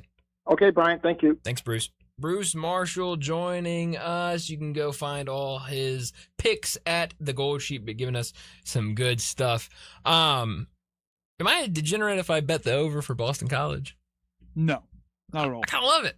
And I was kind of hoping he would say the over, because when he told us about this quarterback that they brought from the Division II ranks, and I went and found his highlights, and I saw him sling the ball around, I was like, I can watch a lot of this guy throw the football. And so, I might have to take that. I do believe it's plus money right now. Well, I do believe that when he was a quarterback there, I do believe they were like 3-9. No. I think I looked it up last week. You asked, and I don't think I gave you the answer, but I think they were like 3-9. No. Hold on. Let's see. Where is their schedule? Saginaw Valley. Shout out Saginaw Valley. I actually saw the other night ESPNU was playing the either Division II Natty or the Division II semis from last year. I don't know why, but they were. Last year, Saginaw Valley State 6-5. Okay, I was wrong, but I played in the SEC at Division II. That's a winning quarterback though. Hey, 6-5. That's a winning quarterback. Only lost to Ferris State. Statement. Only lost to Ferris State 51-45. Competitive game there. Wow. The defense couldn't stop anybody. That seems like the problem in all these games. 31-17 loss against Davenport. We need more than 17. Wow. 35-28 against New Haven. 38-14 against Northwood. Need more than 14. Hell, 28-21. I mean, defense, stop somebody. You get one stop and it's a win in all those games. You're undefeated. I might ride with you. I kind of like this. And, if you lose, you had fun doing it, right? Something like that. You watched some good football. You watched a fun quarterback. Well, maybe. We don't know yet. We're hoping that he's a fun quarterback at the Division I level. But let's go ahead and get to another break. And when we return, we're going to continue this conversation. We've got some college football news to discuss. We've also got some NFL news to discuss. We'll do all that next on Sports Time. Add a little fun to your lunch break. Join Johnny Radio for Sports 56 Happy Hour from 11 to 1 every weekday on Sports 56 and 98.5 FM.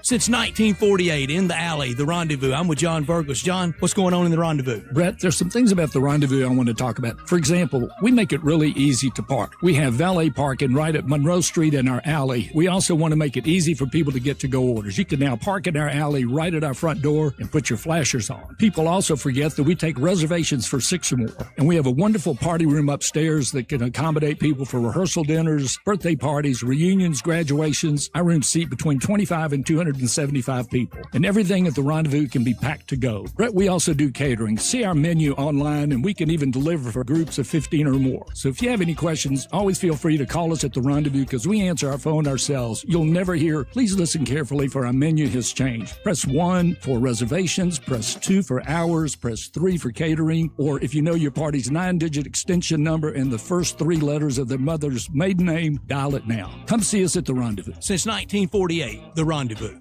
Take your basketball skills to the next level at Shoot 360 Memphis. Shoot 360 is a revolutionary basketball training facility that combines cutting-edge technology with gamification and provides instant, objective feedback with hands-on, one-on-one expert coaching. And now, introducing Shoot 360 Cordova, a newly renovated 50,000 square foot facility with 2 NBA regulation-size courts, 3 high school-size courts, and 4 shooting bays with Shoot 360 technology. Memberships are now on a monthly basis. And yes, you can become a member at both locations. Whether you're an aspiring young talent, NBA player, or looking for a unique workout, all skill levels are welcome at Shoot 360 Memphis to learn proper shooting and passing techniques, improve fundamentals, and gain a competitive edge while having fun. Shoot 360 Memphis, now in Cordova and Collierville. Call them today at 901-779-3176. That's 901-779-3176. The future of basketball training is here. Shoot 360 Memphis. The best golfers on the PGA Tour are coming to Memphis to kick off the FedEx Cup playoffs at the FedEx St. Jude Championship starting August 13th. Sports 56 and 98.5 FM will be broadcasting live at TPC Southwind throughout the day, Wednesday through Friday of tournament week, keeping you up to date with the latest tournament news. Our coverage from TPC Southwind is brought to you by Landers Ford in Collierville, also sponsored by Colonial Country Club, Holly Winter Jewelry, and Huey's Restaurant. This traffic brought to you by Old Dominick Distillery. Come for the spirits, stay for the experience. Cheers to Memphis. Learn more at olddominick.com. Sports 56 traffic.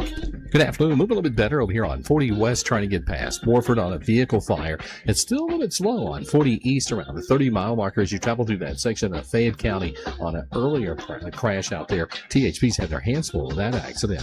Hey, don't let a slipping transmission make things worse. Listen, if you're having transmission problems of any kind, let them check it out at Amco Transmissions. 2 locations to serve you right here in the Memphis area. I'm Commander Chuck with your on-time traffic.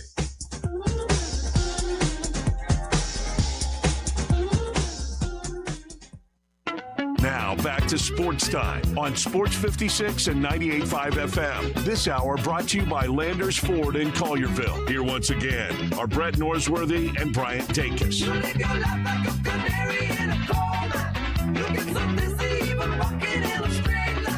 We're back into Sports Time. Bryant and Connor with you, and we got to talk some football. We're going to talk some football, a lot of football to get to, both college and the NFL. But this news just came out over the last 15 minutes or so, kind of right towards the tail end of our conversation with Bruce Marshall. And I just wanted to bring it up because we do have an update on Brandon Clark, the passing of Brandon Clark, as the Daily Memphian reporting that Brandon Clark died from heroin and cocaine overdose, according to the coroner report. So definitely, I mean, you know, I know when it happened, that's what a lot of people assumed had happened, but now getting that news that is actually the cause of it and what happened, really, really sad to see. You know, I know we pointed it out during the Summer League of the BC patches that were on all of the jerseys. Those will continue to be on the jerseys throughout the season. I know they've talked about different players. I think Cam Boozer was the one that talked about it, that, you know, in the locker room, they've got, you know, a nice little setup for Brandon Clark with his locker and different things like that. So obviously, you know, hard for not only the team, but the community to to take in, but a little bit of an update there for the Brandon Clark situation. Over in college football, feels like a lot of the news in college football nowadays is with Congress and this Protect College Sports Act. It appears that they're going to try to have a vote before they recess, but they recess on Monday, I think, is the official start. I guess they'll be around over the weekend because today's Friday, and I keep seeing people say that they're going to vote on this, time seems to be running out, and I know Brett and I have both kind of talked about it.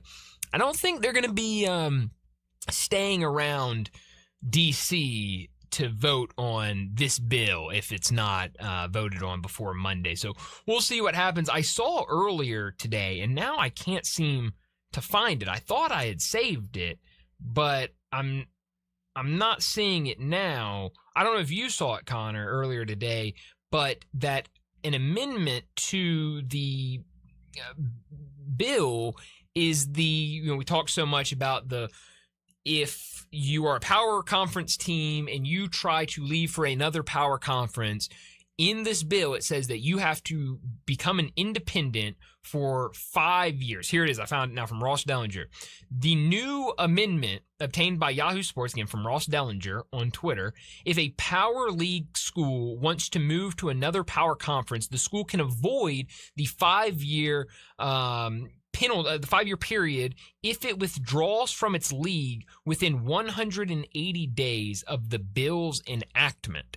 So you'll have this 180-day window where you have to say, we're no longer going to be a part of this conference, and then another conference invites you to their conference. Like Bruce was saying, you have to have that invite. It's all got to start with the invite. But I do think a lot of people kind of looking at this, if that goes through, I feel like that would be good news for Memphis. Yeah, I think that'd be great news for Memphis. Because the one pushback I've seen and it's a really, a great argument, is that if it had gone through with what it was, where, all right, once the bill goes in, if you're a power conference team and you try to go to another power conference, immediately 5 years of being an independent. Well, a lot of people looking at the ACC, North Carolina, and some of these other programs, Florida State, there's, what was it, the 6 schools that said they didn't want to be part of the ACC anymore. I don't think all 6 of those would actually leave, but there are a couple of those schools that would absolutely be must-have programs for both the Big Ten and the SEC if they said, we're absolutely leaving the ACC.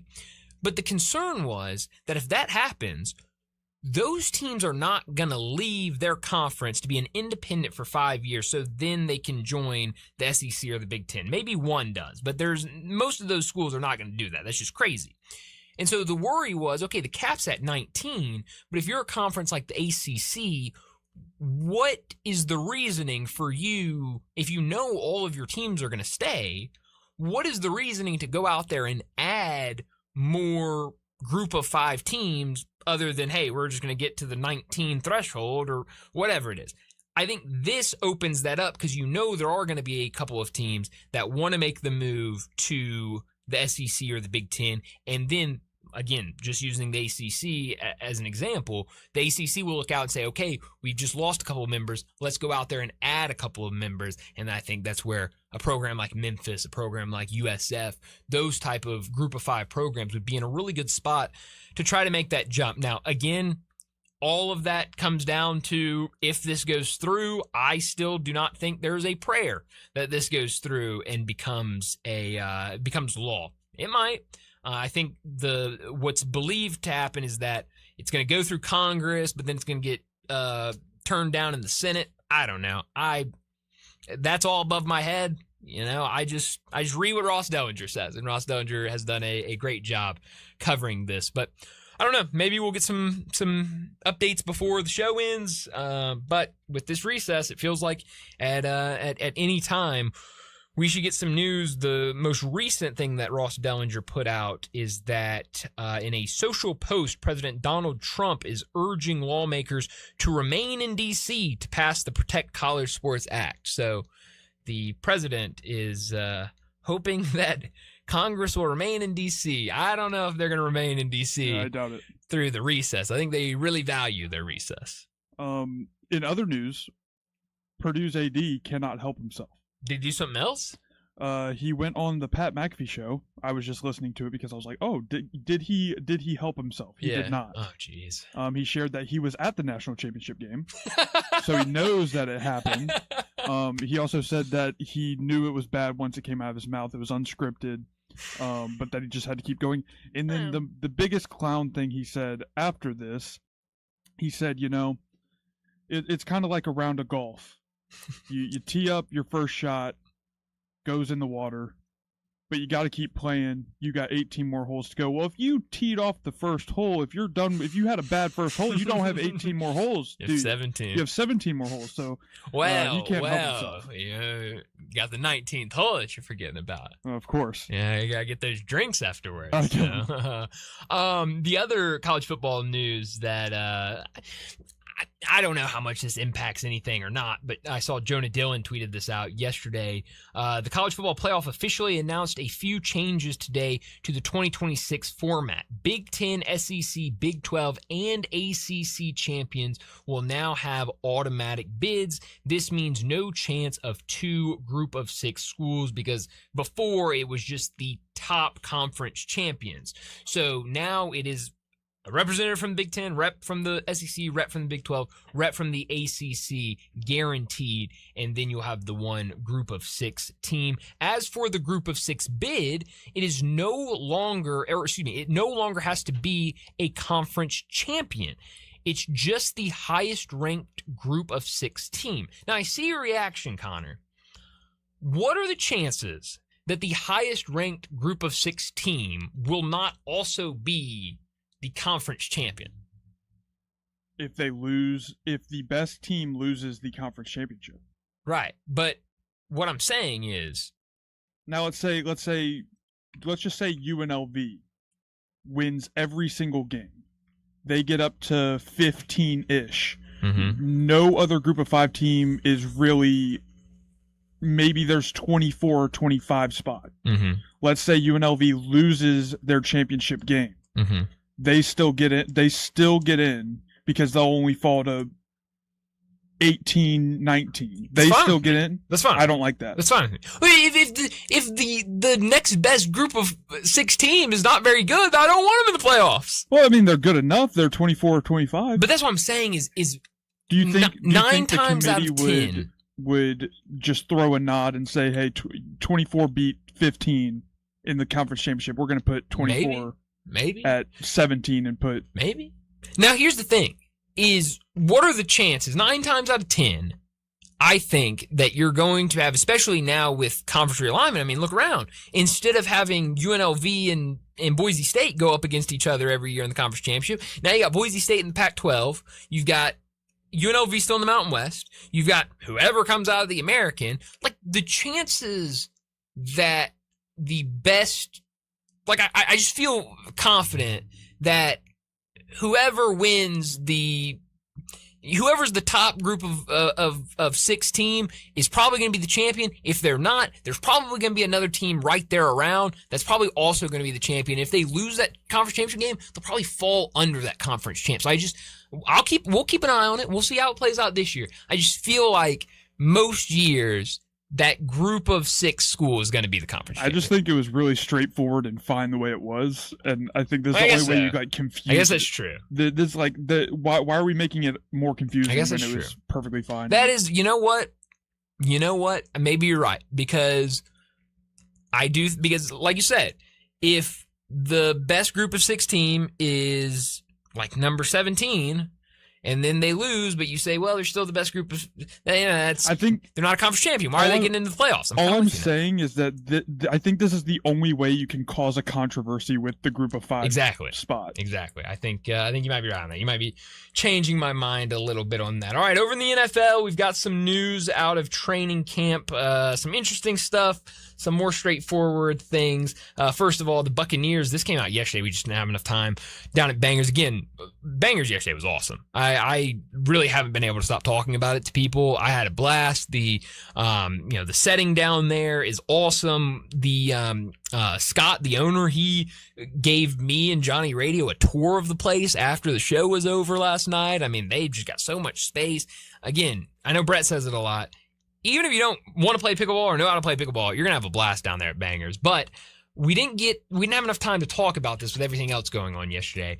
But the Buccaneers, it was reported yesterday, have no plans to trade Vita Vea after he requested a trade last week. I think this is going to get figured out pretty easily. He's in the final year of his contract. It just feels like he's a really good player. I think they're going to get down to business. Everyone sit down at the table, figure it out, and get a deal, and this will be behind us. I think the same thing's going to happen with Baker Mayfield. I think the Buccaneers know they have some pretty good pieces, and you don't need to lose those pieces because you don't want to just make it work. So I think they're going to make it work. DJ Moore supposedly impressing at Bills training camp. So maybe DJ Moore, the new WR1 for Josh Allen over there with the Bills. Now, boy, does he need it. Yeah, he does need it. The other good news, this from a quarterback, supposedly Daniel Jones has looked excellent since returning from his injury.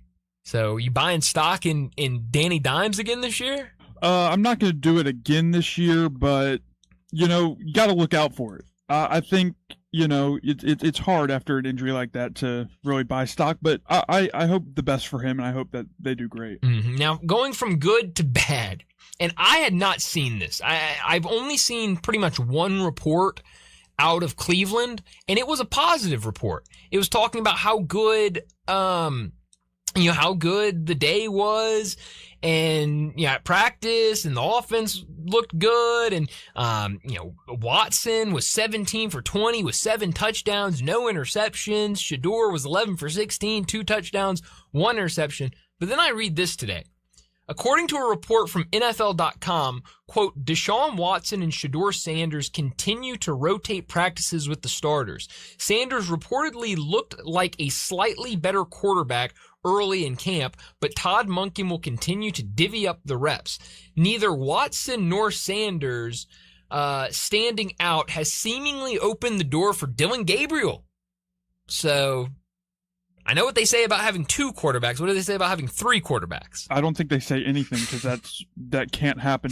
All I'm going to say, I'm just going to wait. I don't care anymore.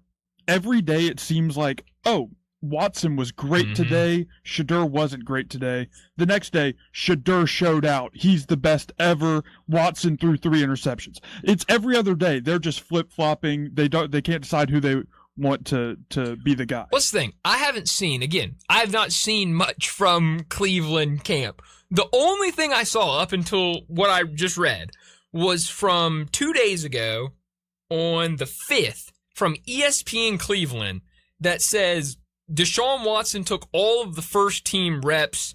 Here's how the quarterbacks did in team drills. And then it has this graphic that shows all the stuff, and you very clearly see Deshaun Watson, 17 for 20, 7 touchdowns, 0 interceptions. I thought you were bringing this up because today I saw this tweet. Deshaun Watson throws his 8th interception in 9 days. See, it's wow. So this was the one day he did throw an interception. Yeah. How about that? It's the one day, and it's every other day. It's flip flop of who did better, who's going to be the starter. I'm done. I'm going to wait till opening day. That's hilarious. Yeah, like I said, I saw that a couple days ago, and I was like, Sanders or not Sanders, Deshaun Watson is the better quarterback. He's going to be the starter. It's already done. They're moving forward with him coming back, and now it seems like it could be anybody at the starting quarterback position for Cleveland this year. So it could be. Let's give Green some reps. Yeah, man. Let's give Taylor Green some reps. I don't know about that. We'll see a lot of them in preseason, I'm sure, or at least a little bit of them in the preseason this year. But let's go ahead and get to another break, and when we return, it'll be time for Big Number of the Day. Be sure to download our Hub 901 app for instant access to Sports 56 and all the Flynn broadcasting stations from anywhere. Go to the App Store and get the Hub 901 app today. You know that feeling when something is supposed to be complicated and then it's not? That's the Dobbs Brothers way. For your new Chevrolet, there's no games, no runaround, no surprises, just straight answers from people who actually mean them. Buying a car shouldn't feel like a battle, and at Dobbs Brothers Chevrolet, it doesn't. Trust, transparency, and driving our community forward. That's the Dobbs Brothers way. Shop Dobbs Brothers Chevrolet of Bartlett today. Together, let's drive. The best clubs never stand still. Colonial Country Club has been an iconic part of Memphis golf for generations. And today, a multi-million-dollar reinvention is reshaping its future. Members enjoy championship golf and family-focused amenities including pickleball, tennis, swimming, fitness, dining, and a vibrant club calendar. History matters. So does what comes next. Membership opportunities are now available. Visit thenewcolonial.com to learn how you can be a part of Colonial's next chapter. Big color, bigger savings. Sherwin-Williams Super Sale is here. Get 40% off paints and stains August 7th through the 13th with prices starting at $30.89. Whether you're refreshing your interior or exterior, we've got the colors to bring your vision to life. And with delivery, getting everything to your door is easier than ever. Shop online to have it delivered or visit your neighborhood Sherwin-Williams store. Retail sales only. Some exclusions apply. See store for details. Delivery available on qualifying orders. Hello, I'm Ford Canale of Canale Funeral Directors. For more than a century, the Canale family has been honored to serve Memphis families during life's most difficult moments. In fact, Canale Funeral Directors is proud to be the oldest continually operating business in Memphis, built on a tradition of compassion, dignity, and personal service. When a family places their trust in us, we understand it's about much more than arrangements. It's about celebrating a life, honoring cherished memories, and providing comfort when it's needed most. Whether you're planning ahead or facing an immediate need, our experienced and caring staff is here to guide you every step of the way. From our family to yours, thank you for allowing us to serve generations of Memphis families with the respect and attention they deserve. Canale Funeral Directors, quietly caring since 1843. Now back to Sports Time on Sports 56 and 98.5 FM. This hour brought to you by Landers Ford in Collierville. Here once again are Brett Norsworthy and Bryant Dacus. And she says, I wish that I could be like the cool kids, 'cause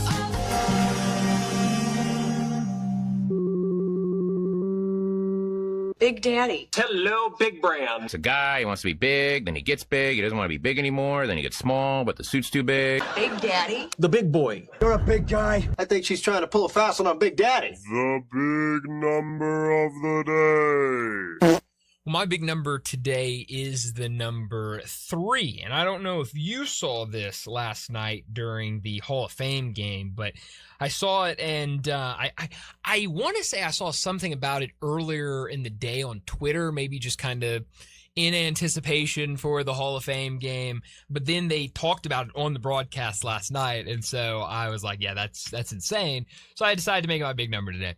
The number is 3. Last night, they talked about it on the broadcast.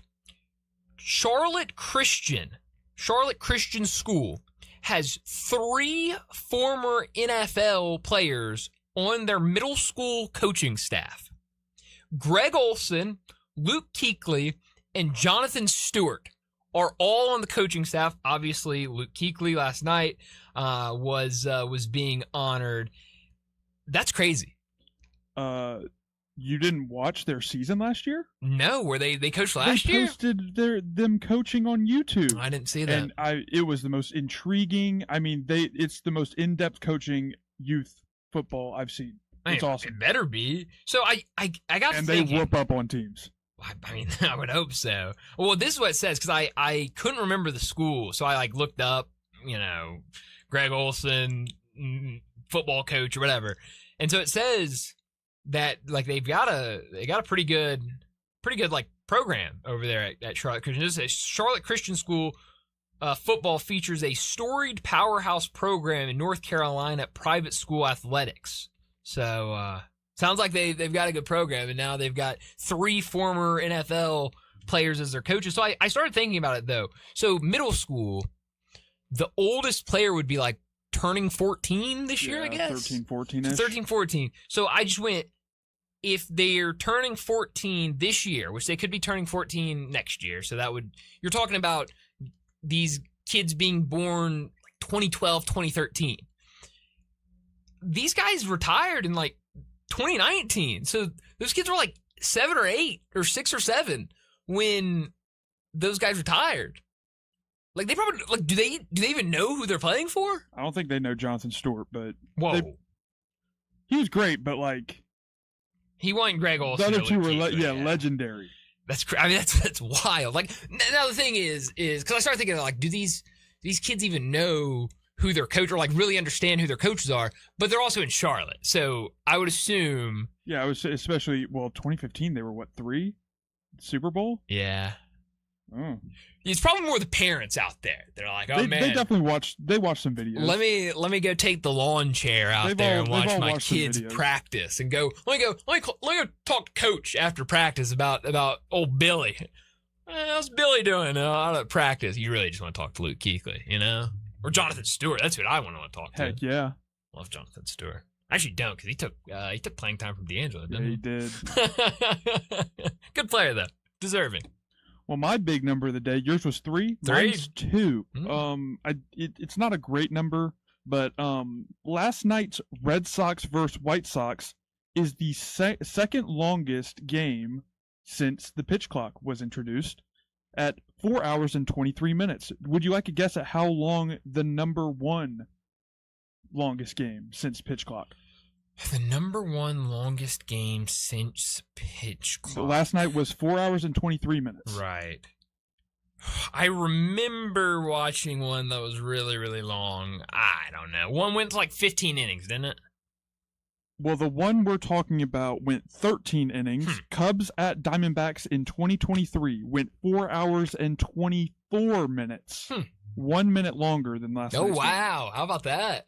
I don't remember that. Throw a few more balls, a few more foul balls. Last night we would have seen the longest. That's right. Yeah, definitely would. And Chase Mydroth with 2 home runs. Heck yeah, that could also over the be, monster be against his old team, his old squad. Really? Well, he was farm system. Is that right? The Red Sox. He was in the Garrett Crochet trade. I didn't know that.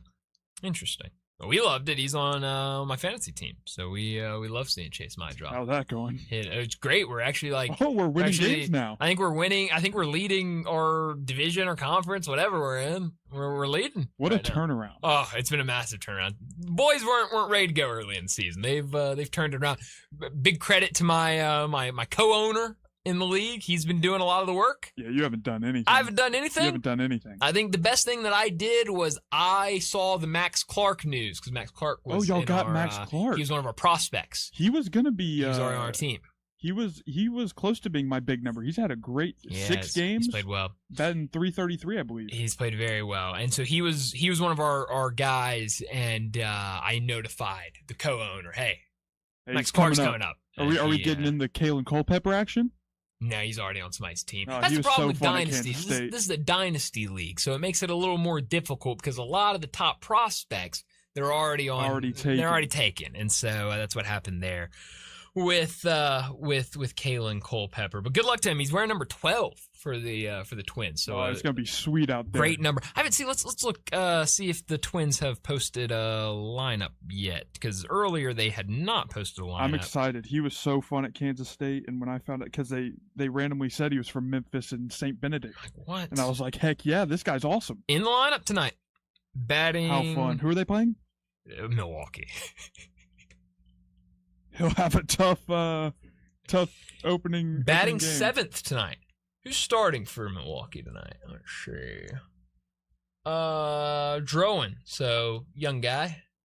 Shane Drowan, I believe. Yeah. That'll be a fun matchup. Let's get a few hits tonight. Yeah. Let's get a few. Let's have a night. Put a few on them. Let's have a night. But not too much. We need the Twins to stay low. I like the Twins. AL Twins Central. are fun. Twins are a lot. No one wants to win the AL Central. They're all losing. No, yeah. Nobody wants to win the AL. I think 2 days in a row, every AL Central team lost. Is that right? Yeah. Wow. Wild. Well, go look at what's going on in the AL West. I mean, it's not much better over there. The AL just they don't want to play in the playoffs. Nobody wants to win.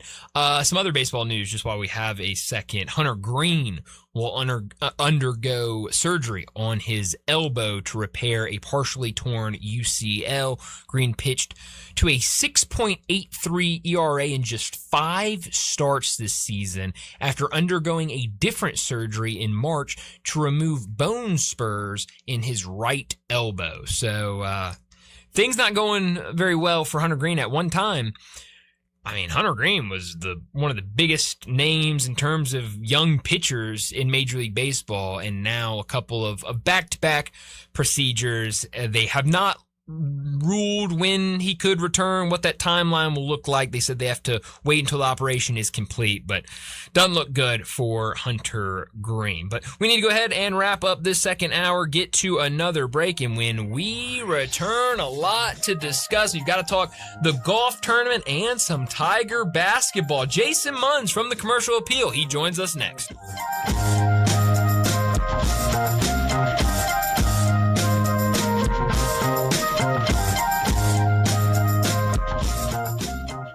You have opinions? I think it's over. Of course you do. I don't think it's that simple. Everyone does. I got all the answers. Hit us up on the Sissy's Log Cabin listener line at 360-8255. I'm Gary York. I'm the service director at Lexus in Memphis. Our service department wants to be more than just a place where you get your oil changed. We do glass repair, windshield replacement, recalibration of your camera and sonar systems, even wheel repair, tire replacement, all the things you would expect from a luxury automotive dealer. Please check out our website. You can schedule your appointment, check out our specials, hours of operation, or if you'd like to do it in person, please reach out to one of our associates at 901-271-5199.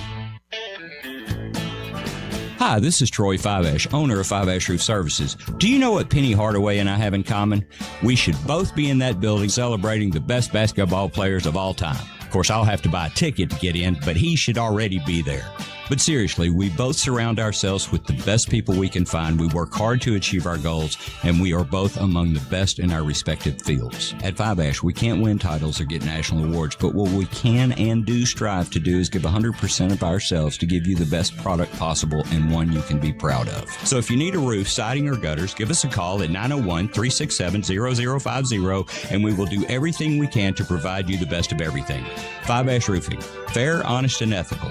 367-0050 or memphisroofer.com. 367-0050 or memphisroofer.com. Fiveash Roofing, it's what we do. We're here for you. We've learned something over the years. Successful people don't just rely on motivation. Motivation comes and goes. They rely on routines. The workout gets done because it's on the schedule. The meeting gets handled because it's on the calendar. The habits become automatic. That's one reason I've taken M-Drive every morning with my coffee for years. After 40, you start noticing changes. Energy isn't quite the same. Recovery takes longer. The things that used to happen naturally take more effort. That's why scientist Gary Kehoe created M-Drive, a daily supplement designed to support healthy T levels, energy, metabolism, and recovery with clinically tested ingredients. No hyper extremes. Just a simple habit that supports the work you've already done. If you're serious about showing up for your family, career, your workouts, and yourself, start your daily routine. Go to mdriveformen.com. The code is always HERD, H-E-R-D, for 20% off your first order. M-Drive for men who still show up.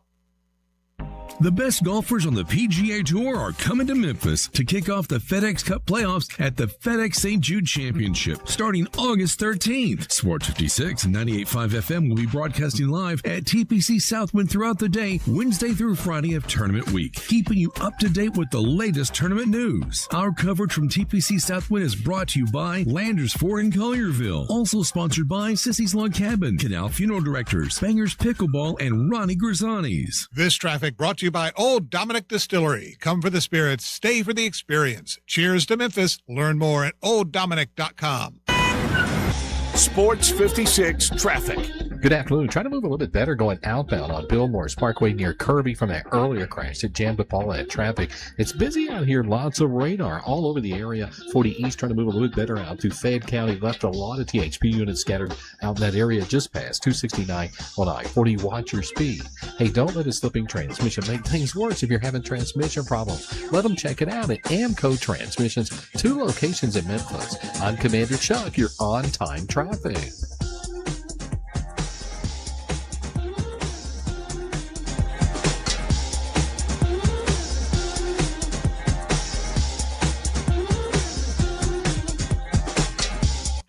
Broadcasting from the Family Leisure Studios, we are Sports 56, WHBQ Memphis, and W253DF Memphis. Now, back to Sports Time on Sports 56 and 98.5 FM. This hour is brought to you by Dobbs Brothers Chevrolet, 7450 Highway 64 in Bartlett. Here once again are Brett Norsworthy and Bryant Dacus. Welcome back in Sports Time. Bryant and Connor with you on this Friday afternoon. No Brett today, but he'll be back with us on Monday. But a lot we've got to get into in this final hour. We've got to start by talking a lot of Tiger basketball, but also some FedEx St. Jude Championship. Jason Munns, Tiger basketball beat writer over at the Commercial Appeal. He joins us now. Jason, thanks so much for joining us. It's good to hear from you. I know it won't be too much longer before we're talking a whole bunch of Tiger basketball with you. But right now, obviously, want to get to some Tiger basketball here in a couple of minutes. But I want to start with the golf tournament. I know we'll all be out there next week. Really looking forward to getting out there. But you had the news earlier this week about the future of Memphis and the spot on the PGA Tour. When you were learning that information, what was the feeling you got? Because it's still kind of very much an unknown of what the future will be. We know it won't be on that championship tier, but what was the feeling that you got from all the people you talked to about kind of where the future is for golf in Memphis? Well, let me start here. So full transparency, when I first started working on this story, it was presented to me as we have something we are going to, like, I was like putting feelers out and poking around, but I didn't even know what I was looking for, honestly. Like, I mean, I thought I did, but then I was told something, like, so the PGA got back to me and they were like, hey, we have something and we're gonna give it to you, and that's gonna be that. And so that confused me. It was like, like if it's bad news, why would you be like willing to? Most times when people say, hey, I'm going to give you something, it's usually good news, because like that's usually, like, you usually kind of have to like fight to get the bad news. You got to try harder. There's more work into it, but that was not the case. It was not good news. It was just done to confuse me, apparently. But so as I worked through it and was working on the story, it was over the course of about 5 or 6 days, honestly, before. Like, it started last week, before the announcement was made this past Wednesday. But in the course of working the story, it's abundantly clear that nothing is certain. Truly, nothing. Like there, as we sit here today, there's nothing on the calendar for Memphis in terms of professional golf in the year 2028. As we sit here today, we know that next week there's going to be the FedEx St. Jude Championship, and next August there will be another one. There will be the last one. It will be the 6th one, and final. And that's the extent that we know for certain. Now, what I've been told is that the PGA is like deeply devoted to the Memphis market, just not in the way that it has been. Like, the PGA, talking to the people that I'm talking to, the PGA definitely wants to stay in Memphis. They want to continue hosting, like, they want to continue putting on a tournament in Memphis at TPC Southwind, just not on that championship series tier. They want to do it on the Challenger Series, which is the starting in 2028. There's going to be basically 2 divisions. The top one is championship, and that's the one that's going to, feature the types of names that everybody's gotten accustomed to over the last 5 or 6. Well, I guess we're up to 7 or 8 tournaments now since 2019. The cream of the crop, like the Scotty Schefflers, the Rory McIlroys, the Brooks Koepkas. Before the Live Tour got started, you had John Rahm, you had Bryson DeChambeau. Like, all the biggest names were coming to Memphis since 2019. That's over with. We know that now.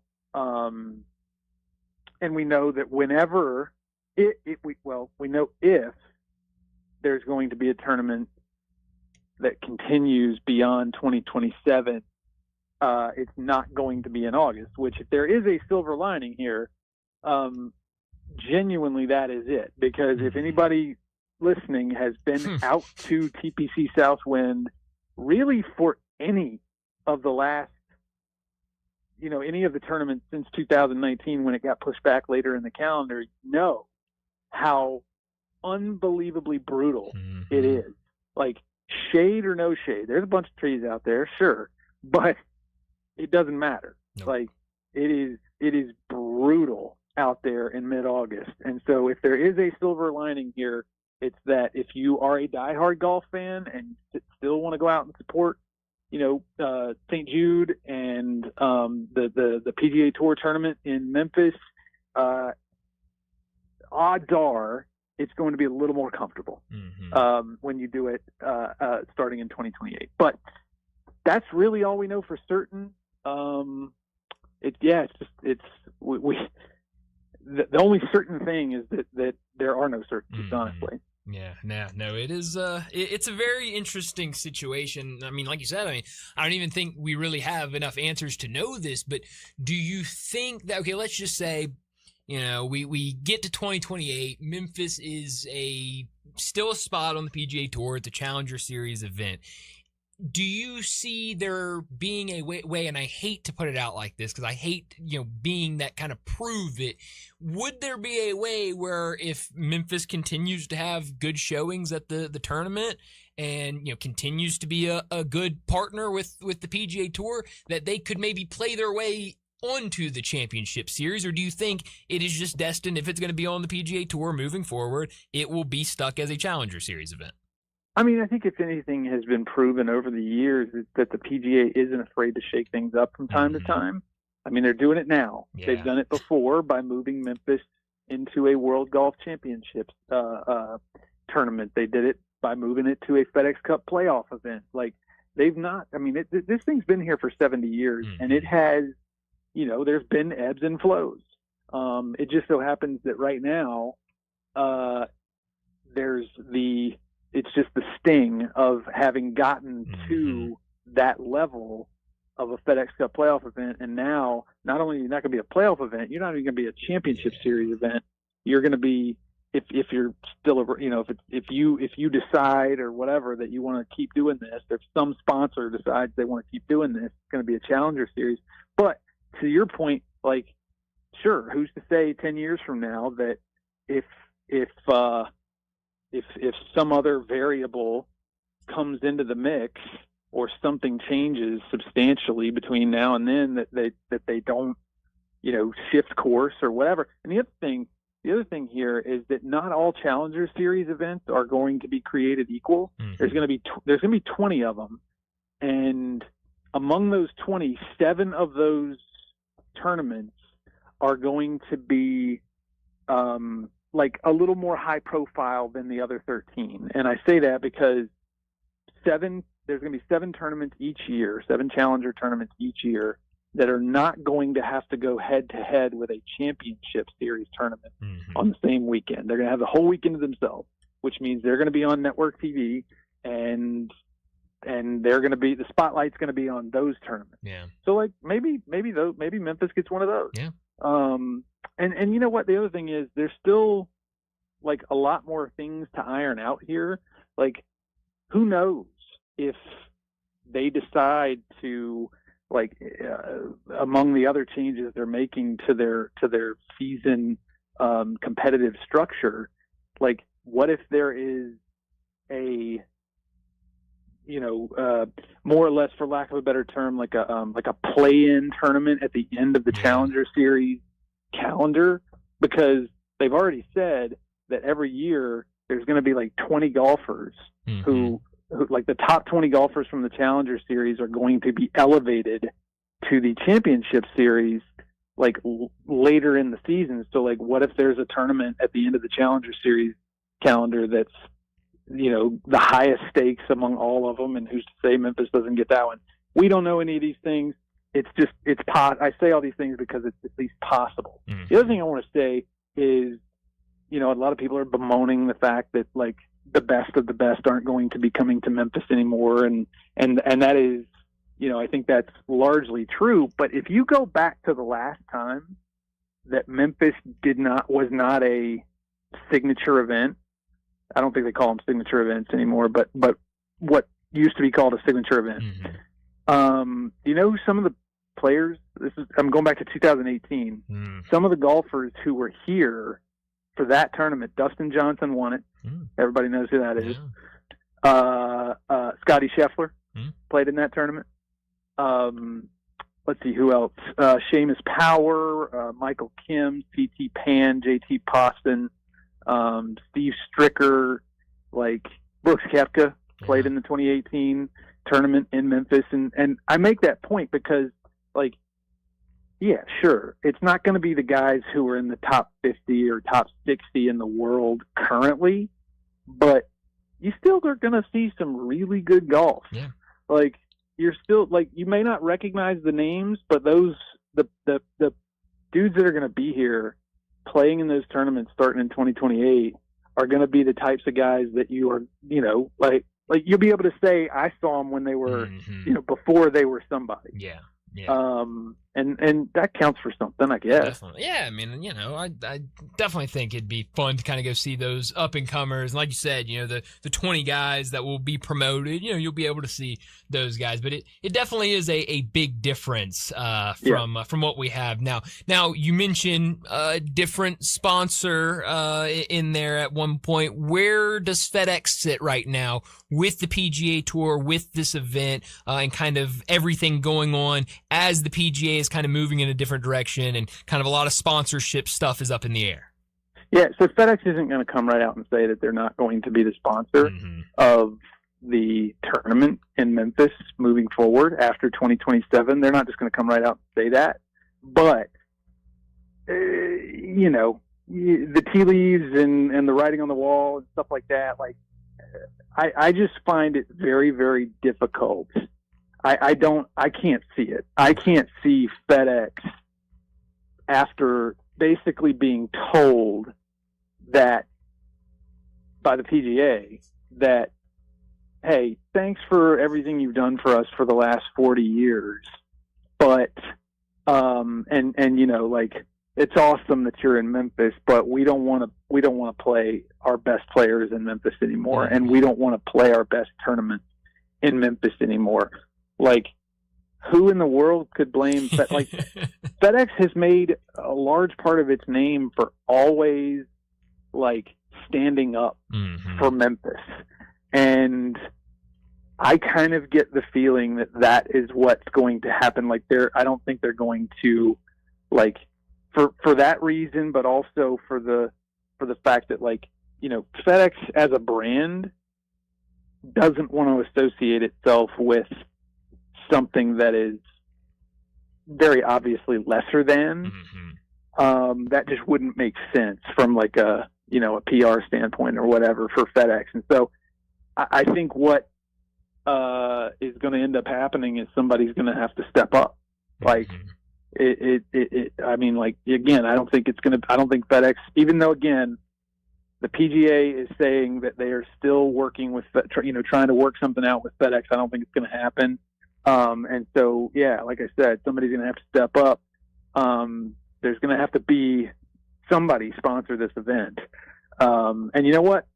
It's happened before. FedEx didn't become the title sponsor until 1986, but this thing's been played since 1958. Yeah. So, and FedEx bowed out for a couple of years. I think it was 2008 and 2009 when it was called the Stanford St. Jude Invitational or something along those lines. So I believe that someone, some entity, some sponsor is going to step forward and take the reins. I just have a hard time buying that it's going to be FedEx. Yeah, I'm with you on that. Last thing before we get to some Tiger basketball, the news earlier today, after skipping last year, Rory McIlroy going to be back in Memphis next week. How do you think the reaction will be for Rory next week as he's back in Memphis? I bet it'll be fine. Yeah. Honestly, he's, you know what, like, he didn't come last year, but he had come every single year before that, starting in 2019 when it became a World Golf Championship. So what's that, 19, 20, 21, 22, 23, 24, 20, so 6 years. He had 6 out of the 7 years he's been here. And he's one of those, you know, he's not like Bryson. He's not like Brooks. You know, he's not one of these guys that tends to turn some people off. You know, Phil can turn some people off. Even Tiger can turn some people off just because, you know, he's never been here, and people have very strong feelings about the fact that he's never once played a single hole of competitive golf at Memphis. Despite the fact that, again, like, it's been at the status that it's had for the last 7 or 8 years. But I don't think Rory is like that. Like, I think he's kind of universally beloved. Yeah. Like, everybody loves Rory, you know, like, so I don't anticipate that he's going to catch any heat to speak of. Like, you know, you never can say never, because there's going to be a lot of beer flowing out there, and wine and all sorts of stuff, and, you know, you can never predict the future. But no, he's I think he is, you know, one of those guys that just everybody loves Rory, and I feel like it'll be fine for him. Yeah, I hope you're right. We're talking with Jason Munns. He's over at the Commercial Appeal covering Tiger basketball. All right, let's get to some Tiger basketball. I want to start with the schedule. We got the conference pairings earlier today from the American. I believe 12 of the 14 non-conference games have been reported, including the most recent one, Grand Canyon, which will be December 11th, I believe, here at FedEx Forum. What do you make of the schedule so far, you know, non-conference and the conference pairings? And then do you expect these final 2 non-conference games to, you know, just kind of be those bye game type of deals? Yeah, the last 2, they're going to be, you know, along the lines of like a Little Rock or a Jackson State, something like that. And I think we're going to hear about them pretty soon. Like, I think they're getting real close on finalizing that full non-conference schedule. But I mean, honestly, like, it's another really, really, really strong schedule. I think there are 4 teams currently on the schedule that are like in the top 25 of Bart Torvik's preseason projection. Wow. And that's Vandy, that is Texas, Louisville, and Iowa State. That's 4 of your 14 non-conference games. You have 14 non-conference games, and 4 of them are, you know, in Bart Torvik's top 25 right now for next season. And that's not even to mention like VCU, Utah State, Grand Canyon that you mentioned, whoever they're going to face in the Bahamas, most likely Wake Forest and somebody else.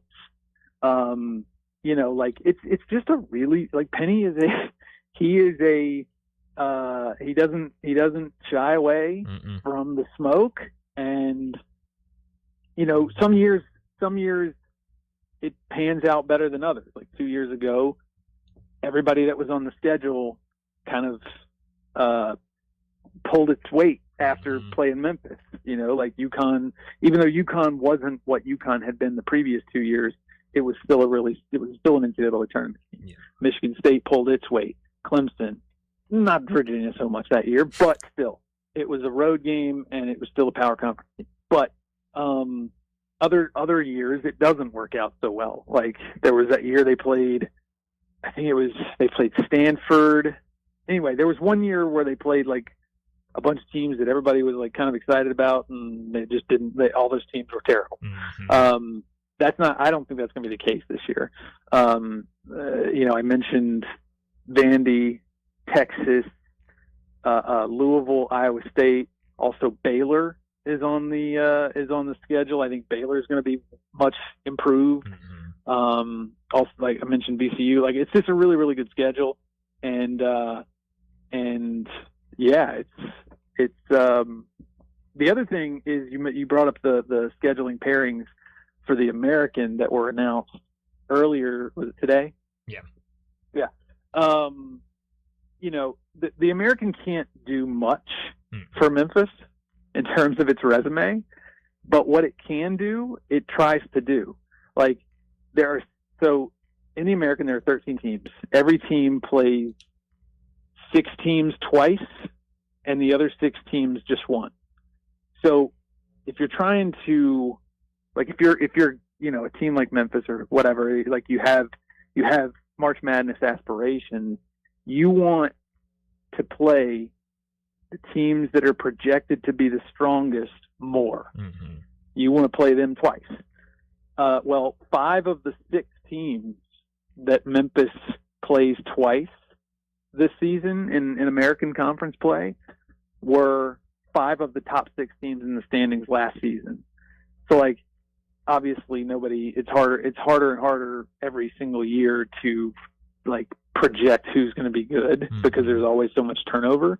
But at least the American is trying. Yeah. The American is not trying, like, I don't want to say they're doing Memphis a favor, but it does feel like they're certainly looking out for Memphis when they don't make them play UTSA twice, or they don't make them play East Carolina twice, or they don't make them play Rice twice. Yeah.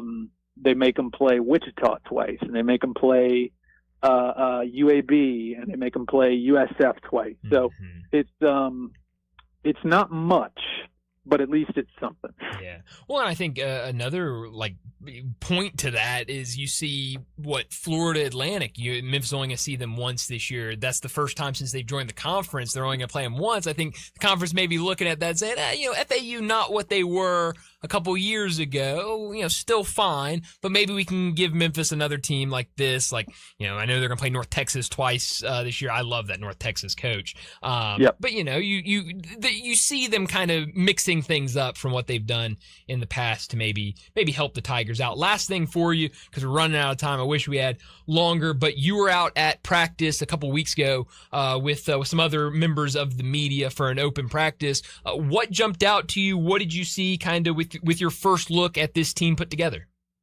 I think they're going to score a lot of points. I think that's going to be the strength. I think defense probably be kind of a work in progress. Like I'm not going to say that I think they're going to be bad defensively. I just don't think, like, they don't have a lot of length. Mm-hmm. Their tallest guy on the roster is 6'9". So, it's not the worst, but you'd like a little bit more, you'd like a little bit of length in there. But I do think they are going to be really hard to handle from an offensive standpoint. They've got a lot of guys who can put up points. From what we saw in practice, Luke Almodovar was the standout star by far. He was doing kind of everything offensively. He was getting other guys involved, but he was also hitting a bunch of threes. He was also rebounding some. He was playing a little bit of defense too. And Tyleik Weeks is a 20 points per game scorer. I think he's going to be a big part of what Memphis does. And then Nemanja Popovic is going to do some, he's going to be an really important part of the team. Jaden Reed is the best. By all the discussions that I've had, all the things that I've seen and heard over the off season, he's been the best and most consistent player on this team. And I think that is, if you're looking for a recipe for success, if your point guard is your best player, that's the best place to start. Mm-hmm. If in terms of a recipe for success. And so,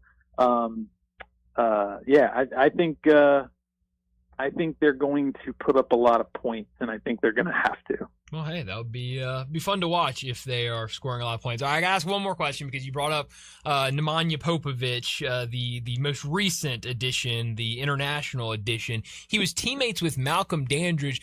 Was this something was Penny just watching his former guy and just saw this big man and was like, hey, maybe we could add him? How in the world did Popovic get on Memphis's radar?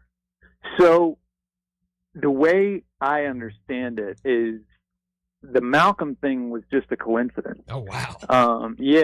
Anymore you've got, they've got a new general manager. They've got a bunch of new assistant coaches. Everybody's got relationships, and everybody, like every passing year, you're getting more and more guys come over from overseas who may or may not have been a pro at one point or another. And, I think that's pretty much how that happened, is that there was, somebody had a relationship with somebody and a call was made to somebody and it took off from there. But my understanding with the Malcolm situation is that once the ball got rolling and Nemanja realized that, Memphis was an opportunity he would like to pursue, it somehow, I guess he went to Malcolm and asked him about it. And from what I was told, Malcolm told him, hey, you should definitely take advantage of that opportunity and go to Memphis. So I don't know that Malcolm recruited him, but I do think that he was kind of at least involved in vouching for Memphis and kind of, given Memphis a vote of confidence for Nemanja's decision making. And you think everything's good there, eligibility and everything? Yeah, I do. It's the only thing is, I know a lot of people are, some people are starting to get a little bit antsy because we are into August now, but it's just, Memphis is, I'm talking about conversations I've had, Memphis is above and beyond confident that he is eligible, but after having gone through so many of the things that they've had to go through with the NCAA and eligibility cases, things like that, they don't want to say, yep, he's eligible, he's signed, we're going full steam ahead. They're checking with the NCAA. They're basically showing the NCAA their work and saying, hey, can you confirm this? And as opposed to doing it the other way, and then the off chance that the NCAA says no, they're going to have to try to put the toothpaste back in the tube. Yeah. So, it's just taken a little bit of time, but all the signs point toward him being eligible. Well, that's great. I hope that is the case. Well, this has been a blast, Jason. As always, go ahead. If you're willing to be with us again this year, circle October 30th. That's when we hope to start having you back regularly on Fridays as we get ready for the season to start. Awesome. Let's do it. Awesome. Let's do it. Well, Jason, thanks as always, and we'll see you out there at the golf tournament next week. All right. Thanks, Brian. Thanks, Jason. Jason Munn's joining us to talk a little bit of golf and a whole lot of Tiger basketball, as season won't be too much longer before we're talking Tiger hoops. And we could have talked the rest of the show with Jason and probably still not even answered all my questions about this Tiger basketball team. But we're late for a break, so let's go ahead and grab that. And when we return, we'll talk about what's trending. Broadcasting from the Family Leisure Studio, we are Sports 56 and 98.5 FM. It's time to get your backyard ready for the ultimate pool party with a little help from Family Leisure. If you've been sitting on the fence about taking the plunge with a pool, now's the time to take the dive. You want an above-ground pool? Done. Starting at $39.99, and that's with installation. You want an in-ground pool? Take your pick. They start at under $50,000. Accessorize that pool with a patio furniture set starting at just $9.99. Outdoor sectionals, they start at $12.99. In fact, all in-stock patio furniture sets are priced to move. And with select patio furniture sets, you'll get a free umbrella and base. Okay, you aren't looking to get into a pool just yet? Family Leisure has hot tubs that start at just $34.99. Get in shape or stay in shape with a swim spa starting at $16,999. Get your backyard, front yard, side yard, whatever, ready for fun. Family Leisure, Whitten Road at I-40, where family and fun come together. Hello, I'm Ford Canale of Canale Funeral Directors. For more than a century, the Canale family has been honored to serve Memphis families during life's most difficult moments. In fact, Canale Funeral Directors is proud to be the oldest continually operating business in Memphis, built on a tradition of compassion, dignity, and personal service. When a family places their trust in us, we understand it's about much more than arrangements. It's about celebrating a life, honoring cherished memories, and providing comfort when it's needed most. Whether you're planning ahead or facing an immediate need, our experienced and caring staff is here to guide you every step of the way. From our family to yours, thank you for allowing us to serve generations of Memphis families with the respect and attention they deserve. Canale Funeral Directors, quietly caring since 1843. It's golf time. What's my first thought?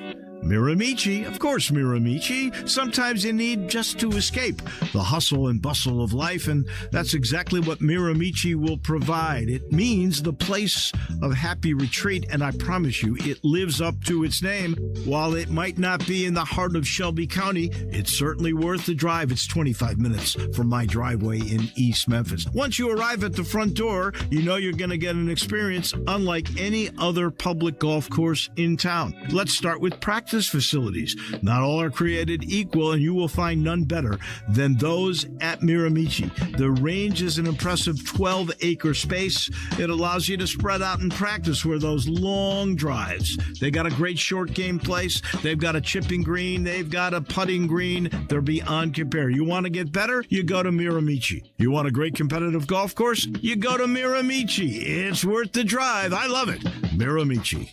It's sort of a philosophical question. Oh, boy. Here we go. Bear with me. Central Barbecue's slogan is, smoke is our sauce. I've seen the sign. So then why does Central Barbecue offer so many sauces? This is exactly why I try not to engage. While Central Barbecue is so delicious from being slow smoked for 24 hours, it doesn't need sauce. That's my point. Silence, Padawan. While Central Barbecue doesn't require sauce, it's nice to have the option. Better to have sauce and not need it. Then need it and not have it. Got it. Although you'll never need any sauce at Central Barbecue. Listen each and every Sunday morning at 10 a.m. and join Ottawild Presbyterian Church for worship. Ottawild is a PCUSA church located in Midtown Memphis. Sports 56 traffic. Good afternoon. Here's what we're seeing. Heavier traffic trying to get out of Midtown on 240 southbound and South Parkway. We got a couple of wrecks in the wrap-up stages. It is heavy now, right on schedule eastbound I-40 over here passing Germantown Parkway, pushing out towards Fayette County. Hey, check out the animals that are available for adoption at the Humane Society of Memphis, Shelby County. Log on right now at memphishumane.org. I'm Commander Chuck with your on-time traffic.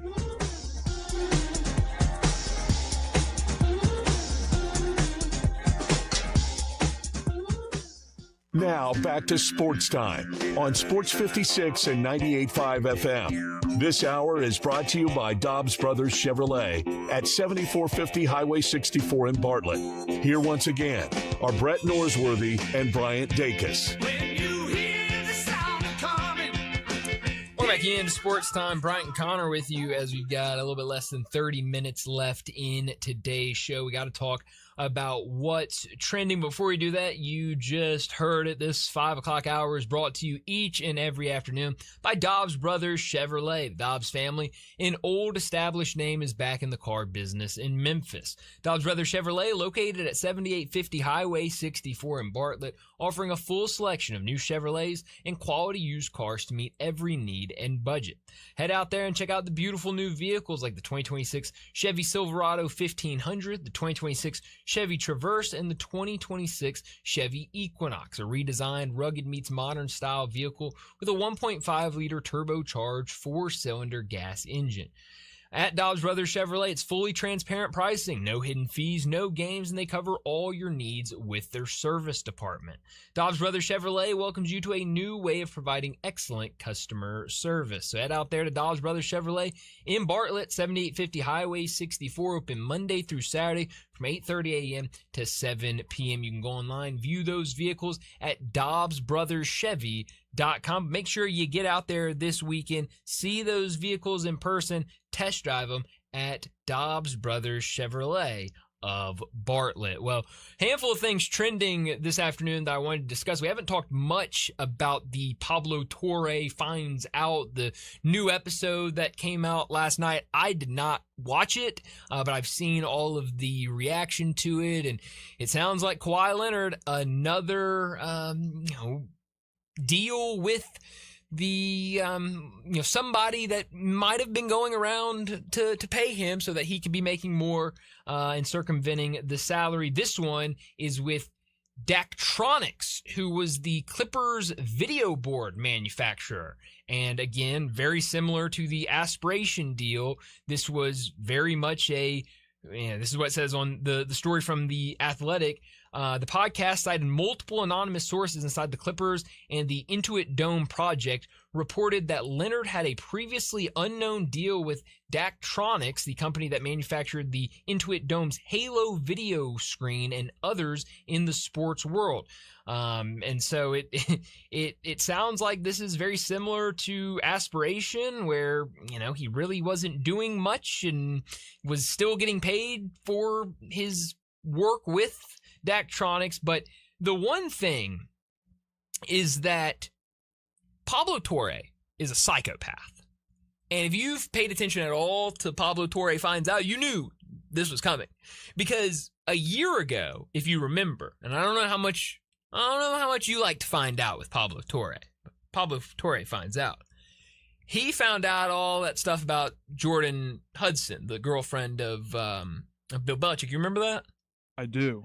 So when that happened, he had the first report, and that first report was, Jordan Hudson's basically doing X, Y, and Z inside North Carolina football, even though she's not an employee, anything like that. That became a big deal. Jordan Hudson came out and was like, hey, that's not happening. It's not like that. Like, a lot of people came out and said, no, whatever. So then Pablo Torre doubled down on it, brought more information to the table. He ended up buying or renting the Airbnb that Bill Belichick had the picture of him coming out of when he was still with the Ring video. The Patriots, the Ring video. That's right. And he rented that Airbnb and did like a whole walkthrough through the Airbnb and was like, y'all don't know what this is. And then had the same Ring camera video of him walking out of it and was like, we got some more information. Then Jordan Hudson started like going after him on social media. So you know what he did? He quadrupled down on the situation and found out even more information. So Pablo Torre doesn't just find out, he finds out and then he gets mad that not enough people are like agreeing with him or getting to the bottom of it. So he just goes even deeper and deeper and deeper, and he's been all over this situation. Now, I have seen since we started the show, there are reports out there that it's believed that this from Michael Grange. There is growing belief that the NBA's investigation into the Clippers and Kawhi Leonard situation is nearing a resolution. So maybe soon we'll know what the NBA says about Kawhi Leonard. They should just put the logos on his warm up. That probably could have got him around it. Honestly, I mean, put their logos on the warm up. He wears his warm up. Yeah. And then who's to value the price on that? I mean, yeah. I mean, it's his own thing, or I don't know. I think when it comes to the sponsorships, if he just does like a little bit, like you don't even have to do a lot. If you just do like one appearance, then I think that covers everything. Because who's to say how much that's worth? Yeah. One appearance. Yeah, the company can value it in a bunch of different ways. Now, I did hear Greg Gaston earlier this morning, because this dropped last night. I heard Greg Gaston this morning. He was saying, I know Daktronics. Like, I know that's very familiar, and I feel like they have a tie to Memphis. In the story, it says, according to Daktronics' website, the company produces video boards for several NBA arenas, including the Phoenix Suns, Charlotte Hornets, Milwaukee Bucks, Detroit Pistons, Memphis Grizzlies, and Brooklyn Nets. So when you look up at those beautiful video boards inside FedEx Forum during the Grizzlies or the Tigers games, you're supporting Kawhi Leonard, I guess. And you didn't even know it. How about that? To just make him look like a NASCAR out there. That's right. I mean, just put them on. Put the logo somewhere. I think it would have been very easy, but it sounds like, and it goes on to say that there's no kind of anything public from Daktronics that they have a relationship with Kawhi Leonard, but there is a paper trail that Daktronics was paying Kawhi Leonard money. So things seem to be going from bad to worse. Some other things I wanted to get to. Alcorn State is hiring Monte Ellis to be the men's basketball team's general manager. Love that.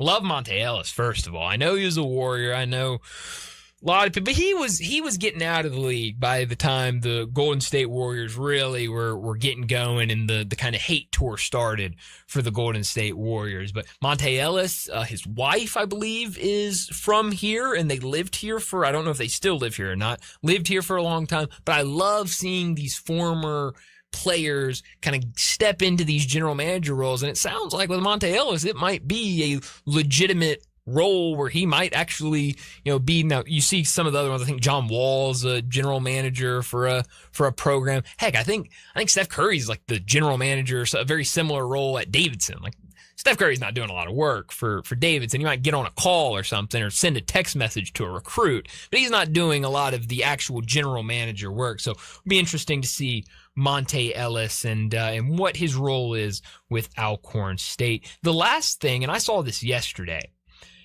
and I saw it while we were doing the show yesterday afternoon, so I had a lot of questions. I didn't exactly know. I didn't really understand it at first. But yesterday, the Nashville Business Journal tweeted out America's first full indoor 18-hole golf course is coming to Nashville, which immediately I had a ton of questions. How in the world does that work? Have you seen anything about this? Because I haven't seen it at all. I'm looking it up. That's sweet, though. Okay, before you get very excited. Now, I still think it's cool. So, what this is, it's a company that originated overseas. I don't know exactly where it originated. Oh, I see it. So, basically, imagine TGL on a very lower level. So what it is they basically buy this warehouse, and you step in when you go up to hole number 1. You step into a swing simulator, a golf simulator, just like you would see anywhere else. You take your shot. They've got the different types of grass and stuff right there. You do your shots. Once you make it to around the green or on the green, the screen goes up. And you walk through and you're on the green, and the green is set up for that hole, and it has the light just like in TGL. It has the light where you sit your ball down and then you finish the hole on the actual green, and then you move on to hole number 2, which is a completely separate bay, and it's a completely separate and different green. So I ask you, because Connor, you are a avid golfer, I would say. Is that something that you would do? Now, here's the thing. Are they treating this as golf, or is this going to be a Top Golf type fun environment thing? That completely changes it. If you're doing like Top Golf, not that expensive, get in, get out, play some golf, have some fun with friends, then great idea. Best idea I've ever heard. If you're expecting people to show up, act like they're playing full 18 round of golf. It is 18 holes. Wear the attire. Yeah, well, I don't know about the whole attire thing. Be proper and play golf. I can't speak on that. I don't enjoy this. Yeah, I can't speak on the attire or how you act. But I can tell you that it's believed that the pricing for this is going to be anywhere, and it's varying on, I'm sure, time and whatever, anywhere between $60 and $140. But it's believed that the average round would be $100. Also, the carrying the clubs around different spots is a little weird because like when you're golfing, you carry it to the ball, set it down. Now I did see some people with the little push, like little don't cart. do that. That's gosh. I'm just saying, if you don't want to, lug your clubs around, you can. No, I was thinking more like mini golf. Like mini golf, you're walking around, sure, you're having a good time, you're waiting, you're talking with your friends, having a vibe. I don't know, it's just weird. Yeah, I mean, here's the thing. I think, especially in Nashville, I think it'll be something that it's the first one in the United States. They said they're hoping to have 10 to 15 by 2030. I think there are going to be a lot of golf enthusiasts that just want to try it out that will go do it. I think there will be a lot of tourists that are like, hey, that's cool, let's go do it. I don't know the everyday person in Nashville how often they're going to go and do it. But also cannot be a quiet environment. We need music. We need to be able to talk at a normal. Because that's the problem. If you're inside and it's quiet, you're going to hear every single swing, and it's going to be loud and bouncing off the walls. I'm all in as long as you're not expecting to be playing actual golf. Yeah, I'm interested. It's gonna open later this year. It's something I would go up to Nashville and just try out just to see it. I can't say I'm gonna be doing it all the time, but it's definitely interesting. I know a lot of people when they saw TGL last year, they kind of said, "Hey, that'd be something cool if you could go down there and just have a night." And it's kind of similar to that. So definitely something interesting in the golf world. But let's go ahead and get to our final break of the day. When we return, we'll wrap up today's show with Mo's Crunch Time. Sports 56 and 98.5 FM. Available locally on your radio dial as well as around the world online at sports56whbq.com. Take us with you everywhere by downloading the Sports 56 app. And at home, just say, Alexa, play Sports 56. Wherever you are, it's easy to stay tuned to Sports 56 and 98.5 FM.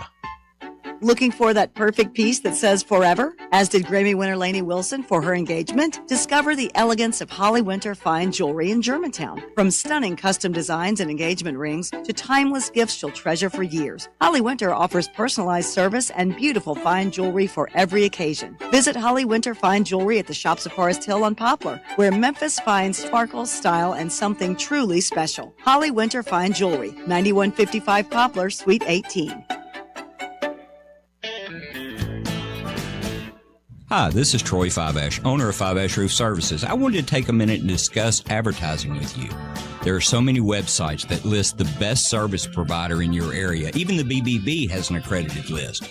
You know the one thing they all have in common? A company like mine has to pay to get on that list. So that begs the question, can those lists be trusted? You know what can be trusted? History. We've been around for almost 30 years providing customers with the best service and the best products that we possibly can. So if you need a roof, siding, or gutters, give us a call. We'll come talk to you and let you decide for yourself whether or not we know what we're talking about. Fiveash Roof Services. Best products, best warranties, and in many cases, the best price. We're fair, honest, and ethical. 367-0050 or memphisroofer.com. 367-0050 or memphisroofer.com. Fiveash Roofing, it's what we do. We're here for you. Nestled in the heart of East Memphis, located corner of Park and Cherry, is a beautiful residential neighborhood. I'm here at Town Village Audubon Park interviewing a new resident, Carolyn. Share with us why you chose Town Village. Well, if your parents or special friends need to make that big move, let me share with you my experience. It was tough for me to leave home, but then I discovered Town Village. I would like to highly recommend Town Village to you and your loved ones. After looking at all the amenities and meeting all the people and staff, I was hooked. From restaurant, bistro, 3 meals per day, housekeeping, transportation, security, health care, physical therapy, exercise room, and even a heated pool and spa. Come see us and make your new home at Town Village.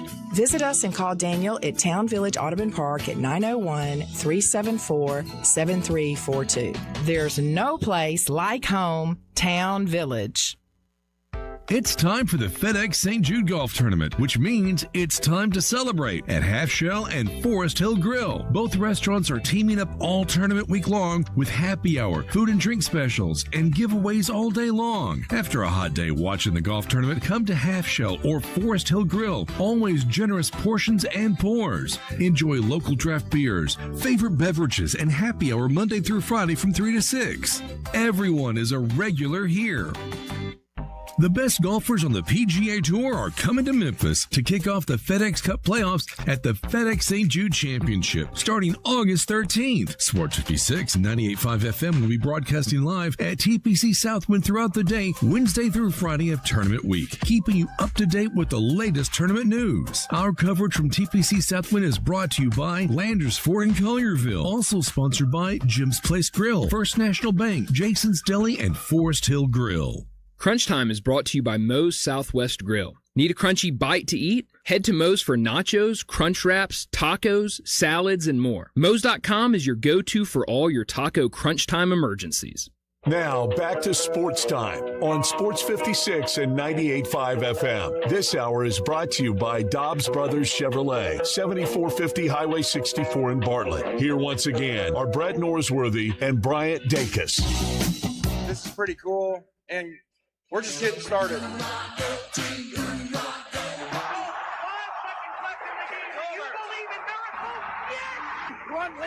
Spanning the globe. Go crazy, folks! Go crazy! This game has always been called the world's greatest cocktail party. Do you know what is going to happen here tonight? This is for all the biggest crunch time. You are looking live. In your life have you seen anything like that? Crunch time between the hedges. The ball game is over, and Memphis has its first win in 16 tries. Its first win ever against its fierce in-state rival, Tennessee. Goodbye! It's obviously crunch time.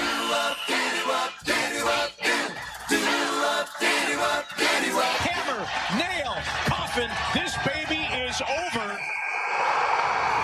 Crunch Time is brought to you by Moe's Southwest Grill. Need a crunchy bite to eat? Head to Moe's for nachos, crunch wraps, tacos, salads, and more. Moe's.com is your go-to for all your taco crunch time emergencies. Well, what I learned today, I saw this earlier on social media, a Polish swimmer, I'm not going to try to pronounce his name because I will butcher it, became the first person to cross the Baltic Sea without sleeping or taking a break, swimming for 55 hours and raising over $250,000 for charity.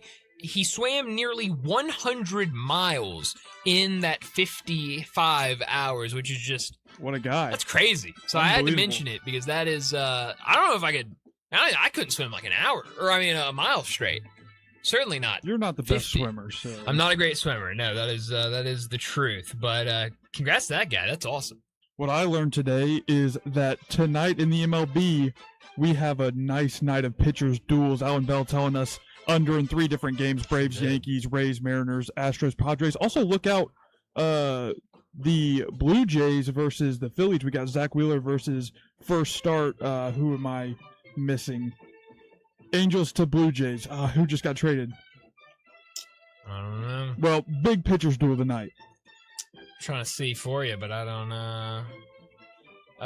Soriano. Yeah, Soriano's first start with the Blue Jays. That's right, yeah. So, no, that will be a lot of fun tonight. What I could have done without, there's a lot of things out there that I could have done without, but one thing we are seeing is all of these college basketball players and any sport getting the extra year after they were already done, and then NCAA said, hey, you're done, but now they're going out there, they're getting the rulings from the judges, and today, Dan Hurley called out coaches for taking players who gained a 5th year through recent lawsuits as part of his quote. It said, quote, at some point you've got to care about the sport, especially if the sport has given you a lot. Doing things to hurt the sport so that you can win a little bit more, you've got to look in the mirror a little on that. So love Dan Hurley. Some strong words from Dan Hurley. I am a big Dan Hurley He'd never fan. do anything to put the sport in jeopardy. Well, ever. I don't know if I would say He's the ever, best. but I do like Dan Hurley. So yeah, I just hate kind of where we're at right now with college athletics, and I mean really nobody knowing who's eligible, who's not eligible.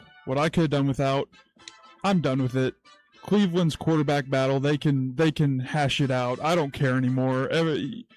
Watson and Shedeur, they're just going to go back and forth. No one knows who's good. No one knows who's bad. I'm done. I'll see you on opening day. Well, I mean, at the end of the day, one guy's going to run out there as a starting quarterback, and we'll figure out who it is. Tired of hearing the interceptions and tired of hearing it every day. Yeah, we'll figure out who it is. Beam me to. Man, I think you got to beam to FanFest tomorrow for the Memphis Tigers. First look at Charles Huff's team. First look at Simmons Bank Liberty Stadium. How about this, Connor? You make a whole day out of it because the Chicken and Beer Festival is right afterwards. How about that? How fun. Get it all What a in. time. First 1,500 fans in attendance get the Tiger football jersey that has the FedEx patch on it, a little bit of a little fun there. Get there early. But yeah, no, I mean, I don't know how much we'll see from Charles Huff's team. Obviously, it's going to be a practice, but I'm sure you'll get a look at both the quarterbacks that are battling it out there. Look at this defense that pretty much everybody believes will be awesome. Where are you beaming?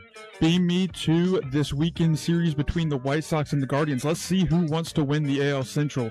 A lot of losses in the AL Central. This will be a huge series to see who wants to get a little gap. Yeah, hopefully somebody wants to win it. A lot of baseball tonight and into the weekend. We've had a couple of games with delayed starts. Blue Jays, Phillies, Reds, Nationals, Braves, and Yankees all right now in delays. We also have the Hall of Fame ceremonies tomorrow as well in the NFL. So it should be a fun weekend as we get ready. We'll see what happens on the PGA Tour as all the golfers get prepared to come to Memphis. But that's all the time we have. Enjoy your weekend. We'll talk to you again Monday.